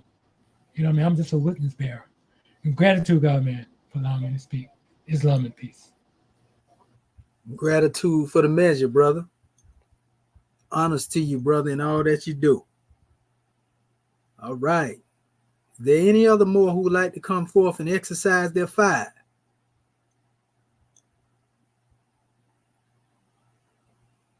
Islam. Islam, brother. Islam. Yes, this is Divine Minister Michael Moore Bay in the North Carolina Territorial. Once again, I rise in your praise to the great God, honors to our prophet, Noble Durali. And honors to our citizens, our officials, and our government. And honors to you, grand man, for this grand class. Praises be to Allah. Yes, I heard the grand message that you brought, and I could relate a lot to just being the truth. We are taught that truth is all, or is Allah. And I think when we get past all of the illusions of the lower self and the forms of our nature, that we can find that we have the right to love and have compassion and the ability to be sincere, to have self-control, and with the intuition, the right to see our faults and correct them, through the force of the will from the spirit of Allah that is in the heart. This is where, we can see that truth is the only thing that changes not. And as we're taught in all the world, there are two things. One is truth and the other is falsehood. And falsehood that way seems to be. We understand that it takes us to be true in order, to ourselves, in order to be sincere. And, we know that truth is all. It has no cause, and yet it is the cause of everything. And falsehood is not, and yet is the manifest of right. And whatever has been made will be unmade. And that which begins must end. All things that can be seen by the human eyes or manifest of aught or naught, and so must pass away. And the one thing that is the holy breath. Now, we're taught that man is the holy breath made of flesh. Now, once we overcome our lower self and be ourselves on high, hey, because that's the highest self is the mother of virtues and the harmonies alike that breed justice, mercy, love, and light. And the spirit and the power of the great God that is in man. So, if we see the truth of the matter, is that once we, the prophet let us know to study the self. And he said once we study ourselves, we might as well go right back over ourselves and study ourselves again. And we will find Allah within our heart. We will find the truth within ourselves of how fearfully and wonderfully, and when you're in your own government, as Moorish American nationals, with your own flag, your own seal, your emblem, your divine constitution and bylaws, this is where we learn the maximums of truth and become one with the great God, our Father God, Allah. And then we realize what it is that our Holy Prophet brought to us. And we realize that our unity together as one will come into fruition with sincerity in your heart. And knowing that, hey, there's no need for competition. We know that, competition is a weakness, made to appear as a strength, but it just causes misery to those that loses the competition, that causes hatred, slander, lewdness, murders, death, and anything that harms. And that causes separation from the higher self, Maya of illusion. So it is binding upon us to be our true selves. As we live this life and we understand what it is that our Holy Prophet has brought to us, we realize that we find these tools in our government because this is the only place where you can really find actually the truth of what our Prophet brought to us to make us free. As it is written, ye shall know the truth, and the truth shall and will set you free, set us free, so that we can be the uplifters of fallen humanity and praise Allah for all that He has done for us and the world. So gratitude for the class, Grand Man, and peace and love to you and all our Moorish kin. Islam. Peace and love for the measure, brother. Praise be to Allah. Islam. Gratitude. All right. Is there any other more who would like to come forth? The floor is still open, family.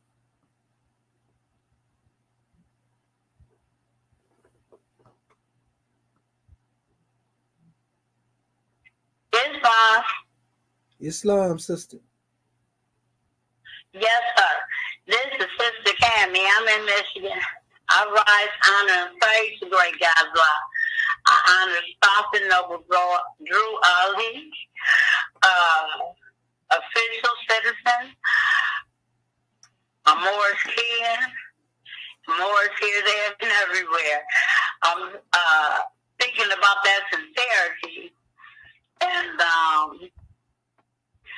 I think it's, if I'm not mistaken, it's the first degree.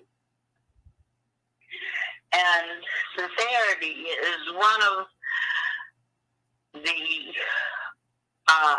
indicators that I had that it was time for me to step up and become a minister and be a part of this government, a part of this never-ending movement, to be a Muslim with Islamism as my religion. Your heart, your mind, your soul, your spirit, everything that makes you who you are is full of love, it's pure and clean. You don't have ulterior motives. And everything is sincere about what it is you're doing and will do. The sincerity and that being first, it's almost like being in the dark, and that first beam of light comes in, and your eyes have to adjust, and your vision has to adjust. Everything needs to adjust above the neck and nearest to the heart. When you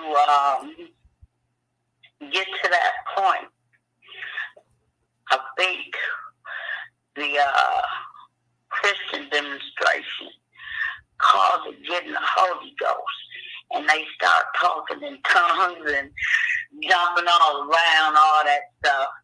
But when God actually shines that light on you and is blinding, when you go within yourself and you start studying yourself and you know yourself, when you're ready to make a commitment that is lifelong, when you are in the flesh and after leaving the flesh, when you're willing to accept the principles of love, truth, peace, freedom, and justice into your daily demonstration, and you're willing to become or evolve into what you are to become instead of what you were when you were a Negro. When you're ready, you'll know it. Some of us had sincerity in us prior to consciousness. The other demonstrations that we may have had, but we were sincerely wrong as far as quite a few things, or at least I know I was. Calling God Jesus, all that, I was what they call devout. Very divine. But I knew something was wrong about that whole demonstration. I've known since I was a child. When I came home to the government, I could be myself, and I could be sincere in everything. Not living in an illusion, teaching illusion, living illusion. When you know the truth about yourself and where you want to be, and it becomes a part of your character. You're not lying, you're not deceitful, you're not deceiving yourself. That's sincerity. You can also look it up in your dictionary, and it has something to do with your character and being sincere. Gratitude. Gratitude, Sister Cammie, for that measure. Thank you. All right. Is there any other more who would like to come forth and exercise their fire?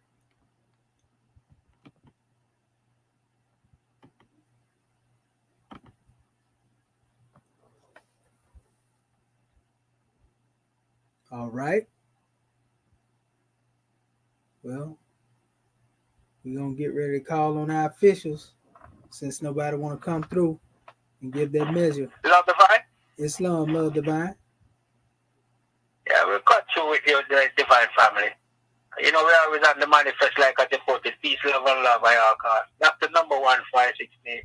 Zoom definition. We always try to the great God of we going to do the first. And I said, you know, as I said, to be sincere, as I hear the family always talking, 60 million plus of us. As I hear the family saying, we learn to love instead of hating all these things. So we have to really come back within, as you said, the household.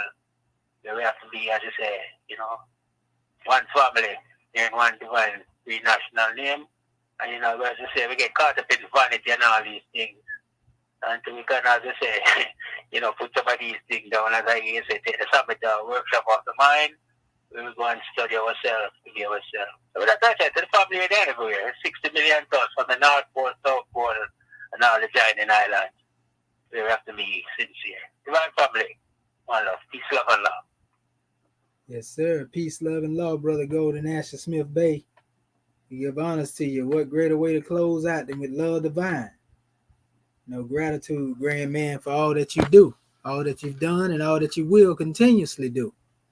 Again, we want to give honors to all of our guests, who have lended their listening ear to hear this measure. And at this time, we're going to call on our officials, starting with our sister, Al-Seta Moon Islam. You there, sister? Islam, Islam, Islam, National Sister Grand Sheikh, the goddess and queen, is currently on a mission and unavailable. Peace and love. Islam, peace and love. But let us call forth our National Grand Mufti, Dr. Khonshu Mark Heru Bey. Islam, the Royal Council. You there, grand man? Islam. Islamism without the schism. Right, that's our religion. Our love Islam, our Allahism. We praise Allah for you.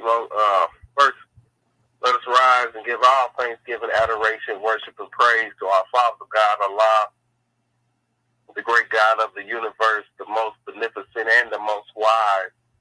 And we give the highest honors that we can give to his prophet, our prophet, the last prophet in these days and in these times, Prophet Noble Drew Ali, the savior of humanity. We give honor to his forerunner, Marcus Mosiah Garvey, and we give honor to his government, our government, the Moorish American government, the government in which we live, according to Act 6. We give honor to the officials of this said government, our divine ministers and swift angels, our mufti, our royal council, our secretaries. We give honor to our citizens, the Moorish Americans.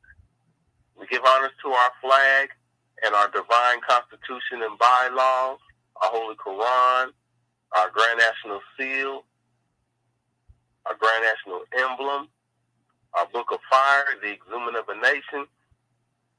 We give honor to everything that is Moorish. We give a special high honor to you, National Sister Grand Sheikh, Dr. Shadu Amiti Ametu Shep El, for bringing forth this grand Moorish perspective this evening. We give honors to all of our Moorish kin who have spoken before us, to our Moorish kin that will speak after us. We give honors to you, angels.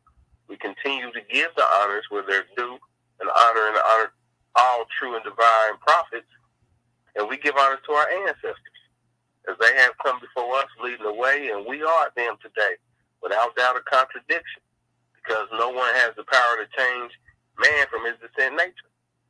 And praise Allah for that, and praise Allah for the wisdom of the Moors, and especially dealing with this first degree of sincerity. And it's always going to be one of the first things that one has to demonstrate when it comes to anything, because anything that is good and great takes dedication, time, and energy in order to achieve it, to reach it, to be it. And so if you are not sincere, or if the intent is not sincere, then you won't make it to that great destination, or the place that one is trying to achieve to. So sincerity has got to be the first thing you got to look at. Are you willing to manage yourself, time, and the things that you want now for the things that you need later? Because we're looking at wants and needs. And sincerity is a need, because it's what's going to keep you when the times get rough. It's what's going to keep you when the storms come because they always come. The tests come to all. They come to the prophets. Every prophet, every one that's been sent by great God has gone through the test and had to weather the storm and say, even though things look rocky right now, my intent, my sincere intent is for the good of my people or the good of humanity in itself. And so we all know that if the chosen ones from the great God go through the test, then who are we not to think that there's tests that we have to go through? And this is why we always pray for the strength, for the to be able to handle the test instead of trying to find a way out of not experiencing the test, because that's not the lesson. The lesson is not trying to find a way how not to experience the fight or the growth. It's about being able to survive it, being able to thrive from the lesson and the blessing. That is the true intent of the life. It tells us in our lessons that without the foe, the soldier never knows his strength. And so that's a mandate or a basic understanding that trials and tribulations are going to come. But are you sincere about perfecting yourself and becoming one with the law? So, you all right? Okay. Are you perfecting yourself and sincerely trying to be one with the law? What is your intent in the action? Is it for power? Is it for fame? Or is it truly to say that, I have experienced a life with the Creator and not searching for the Creator and not hoping for the Creator, but experience a life with the Creator, with God, with me at all times. And that experience has been wonderful. It's full of blessings. It's full of love. It's full of truthful insights that has brought me wisdom. And it's brought me a place of peace where I can be okay with the ups and downs of what is called vibration or frequency or this life that we live. So, sincerity is always going to be first, and we have to look to that, each and every one of us, especially when it comes to saying, are we ready to govern ourselves? Do we want to continue to be subject unto the United States system of slavery, of chattel slavery as property, being brand name Negro, Black, and Colored, and subject unto the mistreatments and abuses that come from that? Are we sincere about truly doing what it takes to have our own nation, doing what over 180 nations have come to agreements with, and the rights, Universal Declaration of Human Rights, and the rights of indigenous people, that is your right to be able to do the thing, take care of your people, but it's also your responsibility. Yes, you got the right to teach your children their heritage and who they are, and the fact that they come from a grand lineage, but it's also your responsibility.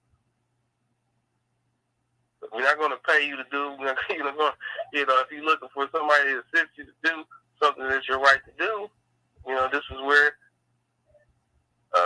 you're missing the degree of sincerity. That is not for the answer. It's for, if you're sincerely, truly in your heart, then you just go ahead and do it. And it's not, as Yehoshua said, why need I wait? My Father's work presses on me hard, and every test I will pass. So, gratitude for this class this evening, National Sincerity. Gratitude to you, North America, sympathizers, supporters, for being here with us and giving us the time, attention, and respect. We love you. Islam and peace.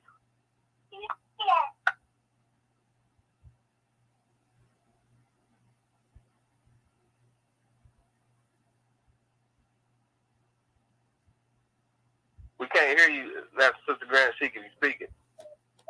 Right here. Gratitude, grand man, for that droid. Islamism without the schism. And honors to you, brother, for the measure. So, trying to see right here what I had. Well, I gave a grand the drawing. So we good. So at this time, let me call forth my Grand National Secretary of State, Sister Shepsut Rakat Ma'at and Pooh, Tutankhamun Bay. Islam. You there, Goddess and Queen? Closes a thought. Gratitude. And gratitude. Grand class. We Islam Warriors. First of all, I want to rise, giving all praises to our Father God Allah, giving honor to our Prophet, Noble Drew Ali, the last prophet in these days and times, giving honor to our Moorish American government, all of our officials, staff, the angels, muftis, divine ministers, most especially our Moorish kin. Giving honor to all those Moors who spoke before me, all those Moors that will speak after me. Giving a special honor to our National Assistant Grand Sheik of Moorish America, Dr. Shadwa Menti Al-Muhajjid Chepsuel, for opening our meeting according to law, and also hosting this Grand Moorish Perspectives class this evening. Giving a special honor to our National Grand Secretary of State of Indiana, Dr. Sincerity El, for taking registration and reading our subject chapter for the week. Giving a special honor to Act 1, to our family online on the panel, also to our family on the conference call. It's indeed been a grand blessing to be in this class this evening. As always, our subject matter coming from on sincerity. The tongue of the sincere is rooted in heart. Hypocrisy and deceit have no place in their words. And I can't give enough honor to all of my Moorish kin that brought forth their special measure. And Dr. Shahid, you had so many powerful degrees that you brought forth, especially in reference to the word of Sadaka, dealing with truth. And when we look at our special chapter on sincerity, we see that truth, sincerity goes hand in hand with truth. It's founded on truth. As one has stated before, this is one of the 5 highest principles known to man. And our Creator, one of his attributes is truth. Of the definitions that were looked up, we see that sincerity is pure and unmixed. So you don't need to add anything to it. This is why we often hear of the plain truth or the simple truth. There's nothing complicated about it. And when you recognize the fact that truth also deals with constancy, dealing with wisdom, being able to pull from on high. In our chapters, deals with being able to speak with discretion. There's no need to try to tear down, knock out, and destroy, because we're about building the temple of perfected man, dealing with building a pure and clean nation of people. So it's also relying on one's virtues, which are the attributes of your higher self. Just as our National Grand Mufti spoke about, because I was thinking the same thing, sincerity definitely has pure intent. So you're not thinking negatively or trying to do things working undercover, and then, next thing you know, you become exposed. Nobody has time for that when we're speaking about our nation in general as a whole, what our people are still continuing to go through, and the grand wisdom that we have to impart to our people. And you've got to deal with the study of self. This is key in order for you to be able to master the self. And I can recall going through various tests and getting, at that time, I perceived as getting knocked down, smacked in the head, and all kinds of demonstrations until I recognized it was necessary to be able to go through these tests and lessons in order for you to get the degrees that you need to continue to build in even greater fields of usefulness. So how else are you going to know where you're strong at or where you need to work on? I'm kind of weak in that area, so I need to do a little bit more focus here so that you can have that balance within yourself. If you never go through tests or never recognize that these are lessons to be learned, then you're going to still keep repeating that same demonstration.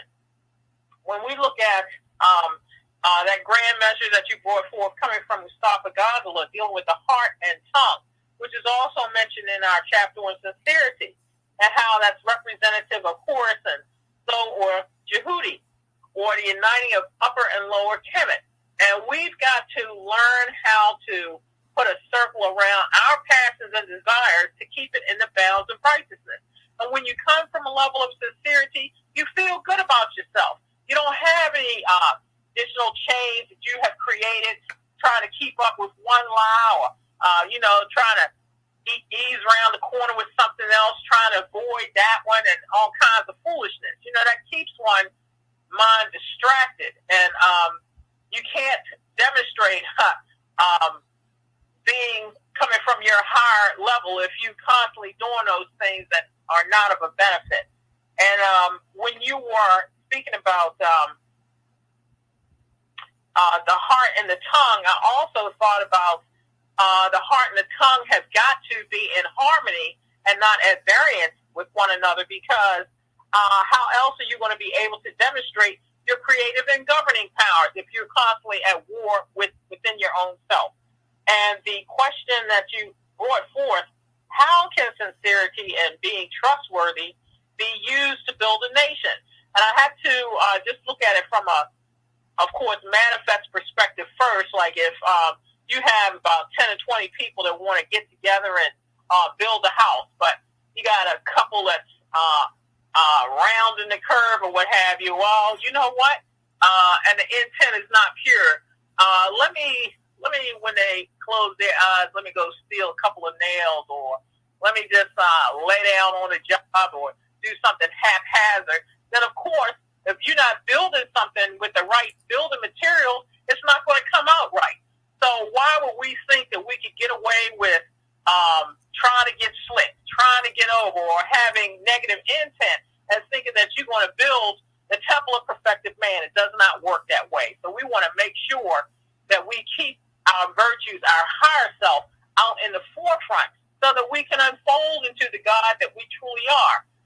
And in that being a light being of love, truth, peace, freedom, and justice. And this is how you aid and assist your nation, your people, your brothers and sisters, where you are able to be relied upon.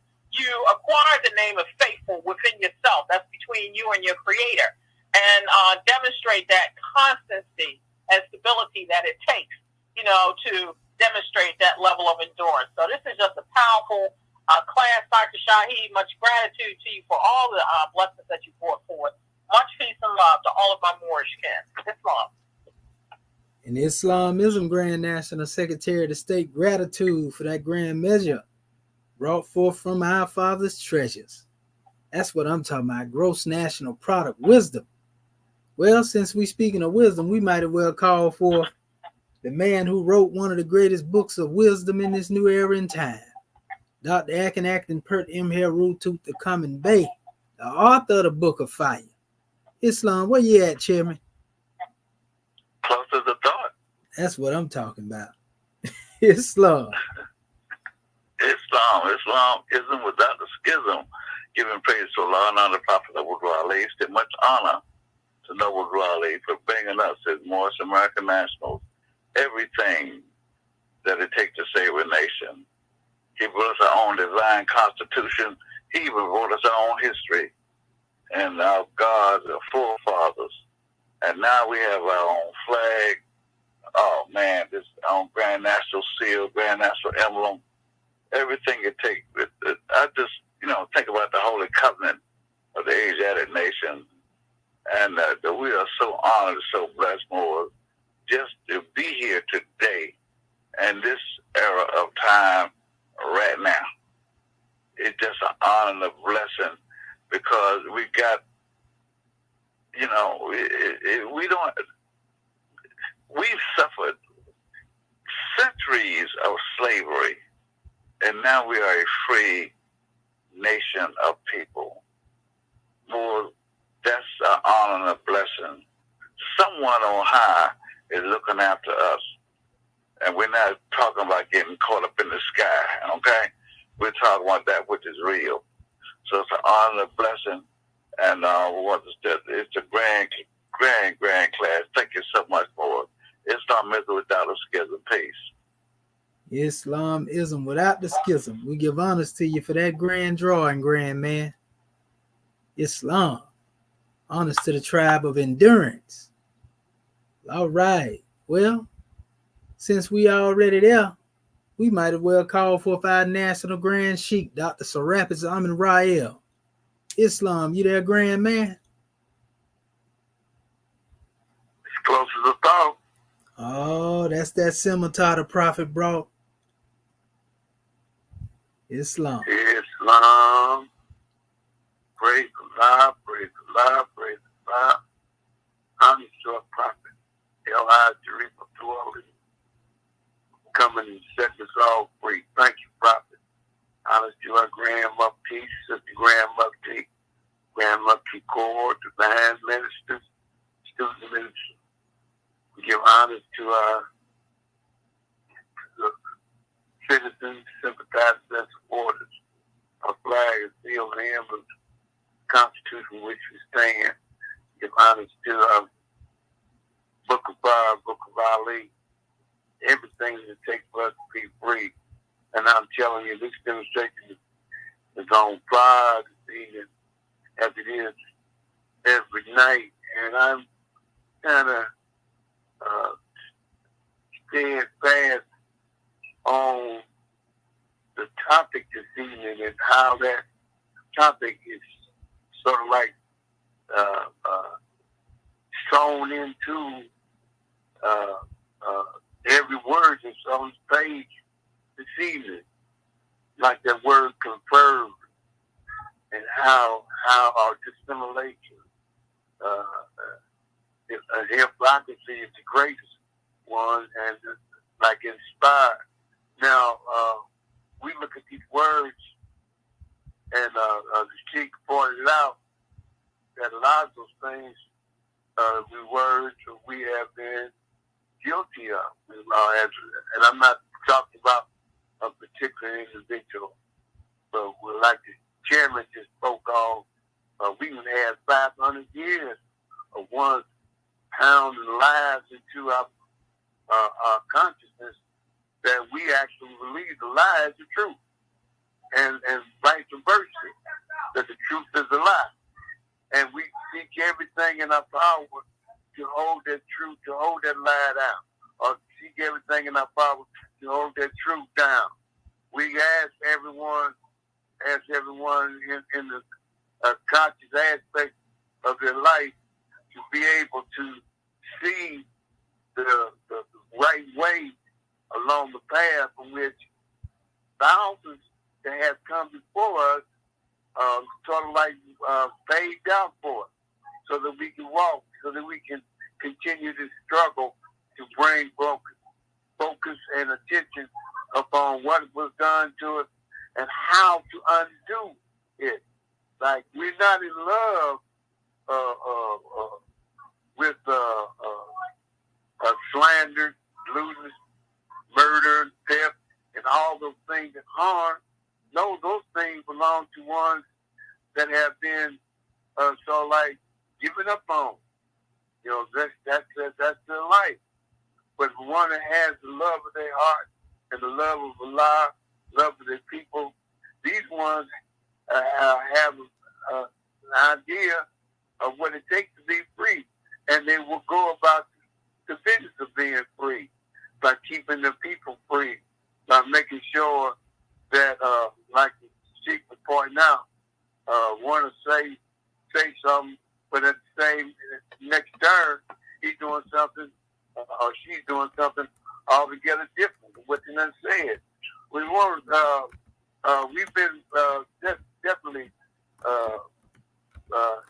conditioned to lie first, to put that lie out there and hope that someone will bite on it. Well, that's what our people have been biting on, and it's kind of hard to give one the truth when, in some instances, a lot of us don't even know what the truth is. You know, it's like And so this is what our prophet was talking to us about, being able to keep the act of being assimilated, our actions being caught up in the world of, well, making it sound like the truth. It ain't necessarily got to be the truth. We just put it out there and maybe they'll leave that alone and go somewhere else. I listened to a program last night that she has brought out, and it was about this Asiatic speaking ill, but he was trying to overtalk our sister Grand in what he was trying to present. And what made it so beautiful is that no matter what that one was saying, the truth prevailed. The truth was standing there with the scimitar in the hand and ready to do battle again. What one do? They go on about their business. Well, that's what we call my falsehood. Being on the manifest, falsehood is the truth on the manifest, falsehood leads. And so we definitely want to keep ourselves, heart, mind, and soul, conditioned and focused on the truth, rendition of the truth. Bring that truth out. She said he'd go to war about the truth. Well, we've been going to war, Mo. The thing is that we got to win this war. And we leave that war, the winning of the war, to our Father God Allah, through these millions of angels that he has brought and is bringing into this life made manifest. Islam's grand class angel, January 15, 1929. A warning from the prophets, read in all meetings. I hereby inform all citizens they must end all radical agitated speeches while they work in the home's only speech. We have peace and not destruction. Stop flashing your cards to Europeans. It causes confusion. Remember, your card is for your salvation. Failure to obey these orders will be a severe consequence. We offer love, truth, peace, freedom, and justice. And when these principles are violated, justice then must take a score. Any citizen or group of citizens who hold malicious feelings toward the government or the prophet or violate the divine covenant of the Moorish movement will receive their reward for unjust deeds. All true Moors will and must obey the laws laid down to them by the prophet. They lose confidence in their prophet. They should turn in their cards and buttons where the Germans stand and return to the state where the prophet found them. This is an everlasting movement founded by the prophet to the will of Allah to redeem man from the sinful fallen state of man back to the high plane of life with his prophet God Allah. This divine is the supreme laws now and will be at all costs. Islam. January. Ye are the children of one father, provided for by his care, and the breast of one mother has given thee son. That the bonds of affection therefore unite thee with thy brothers, that peace and happiness may dwell in thy father's house. And when ye separate in the world, remember the relation that binds thee to love and unity, and burn down the strain for thy own blood. Thy brothers in adversity still, but sisters in trouble, forsake her not. So shall the fortunes of our Father, the tribute supporting the whole race, and his care be continued to you all in your love to each other. Islam. This means the official close according to Act 2 of our divine Constitution, and love, truth, peace, freedom, and justice. Long live Moorish America. Peace, love, and law, y'all. Islamism. Peace, love, and law. Grand class. Peace and love. Thank you. Great class, Islam. Great class. Love all you, love y'all. Love all you Moors. Islam, the love is mutual, more. We'll see y'all in Sunday school tomorrow where the guides and the guidance of the nation derive from. On to the lega arm header.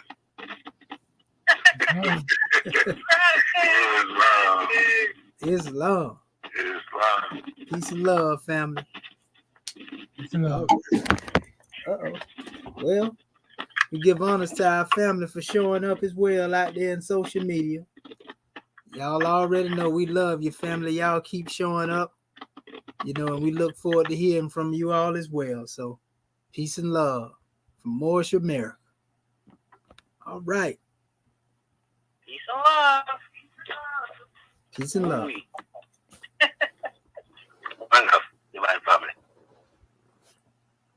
Goodbye. All right, family. We'll see y'all most definitely at the next juncture. Y'all already know we're going to keep it coming. So, gratitude is the attitude. Again, honors to A-Bay, Terrence the Great, the Hunter, Divinely Black, Born Dog, JJ 7000, Noble Brian the Hunter. I mean, man, everybody. Born Dog, man, y'all, it's all love, man. Keys, Marquise, everybody that showed up. Mari Buntas, man, it's all love. Y'all stay up. Y'all know we gonna keep bringing these measures from the treasures. So, gratitude, family. Peace.